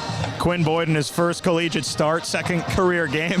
How would you assess his play today to get a win? Well, he was a walk-on last year, and put him on scholarship within the year. But we knew he had talent, and he knows he's a good player, and he did a great job controlling the game. I was really proud of him. He's only going to get better, man, so I'm really proud of him. He can't read the newspaper yet. He's got to keep getting better, but I'm proud of him. He's a great player. All right, let's bring in the kid. Thanks, Coach. Absolutely. Thanks, guys. Quinn, come over here. Quinn, your first career start at the college level. You get a victory, go to victory formation. How do you feel right now? I mean, I feel great. I mean, coaches put everything into me this week. I've been in the building with them the whole time. They put all their trust in me. It makes it a lot easier for me. I got a great team around me. I mean, O-line blocked their butts off today. I mean, receivers caught the ball, made plays, and Roland's going to do Roland, so it was a great win. Walk on last year, redshirt of the year, 7 attempts in your first game last week. You get the start today. Now you're on scholarship. What's this whole year, last couple years been like for you? It's been great. I mean, Coach Koch took a chance on me out of high school, you know, and I just tried to make the most of it, and I couldn't be happier. What do you think led you to be ready for today, for the moment today, to be in your first start? I mean, ever since my freshman year, every day I've come in to watch tape with Coach Love and Coach Koch, you know. So, I mean, that hasn't changed yet, but I mean, it's just a great feeling. You handed the ball off to Roland Dempster 40 times today. That's a lot. Yeah. What does it mean to have him next to you, 6th-year back, and a veteran leadership? I mean, it's huge. I mean, when you have a guy like Roland who's just a dog like that, I mean, it opens up the pass game for me, so it makes my job easier. And then when he's eating, I'm eating. So, and then the O-line blocks like amazingly, and then Roland does Roland. So. How good did that first touchdown pass feel? It felt great. It felt great. Congratulations, Quinn, on the first win for you. Thank you. Guys.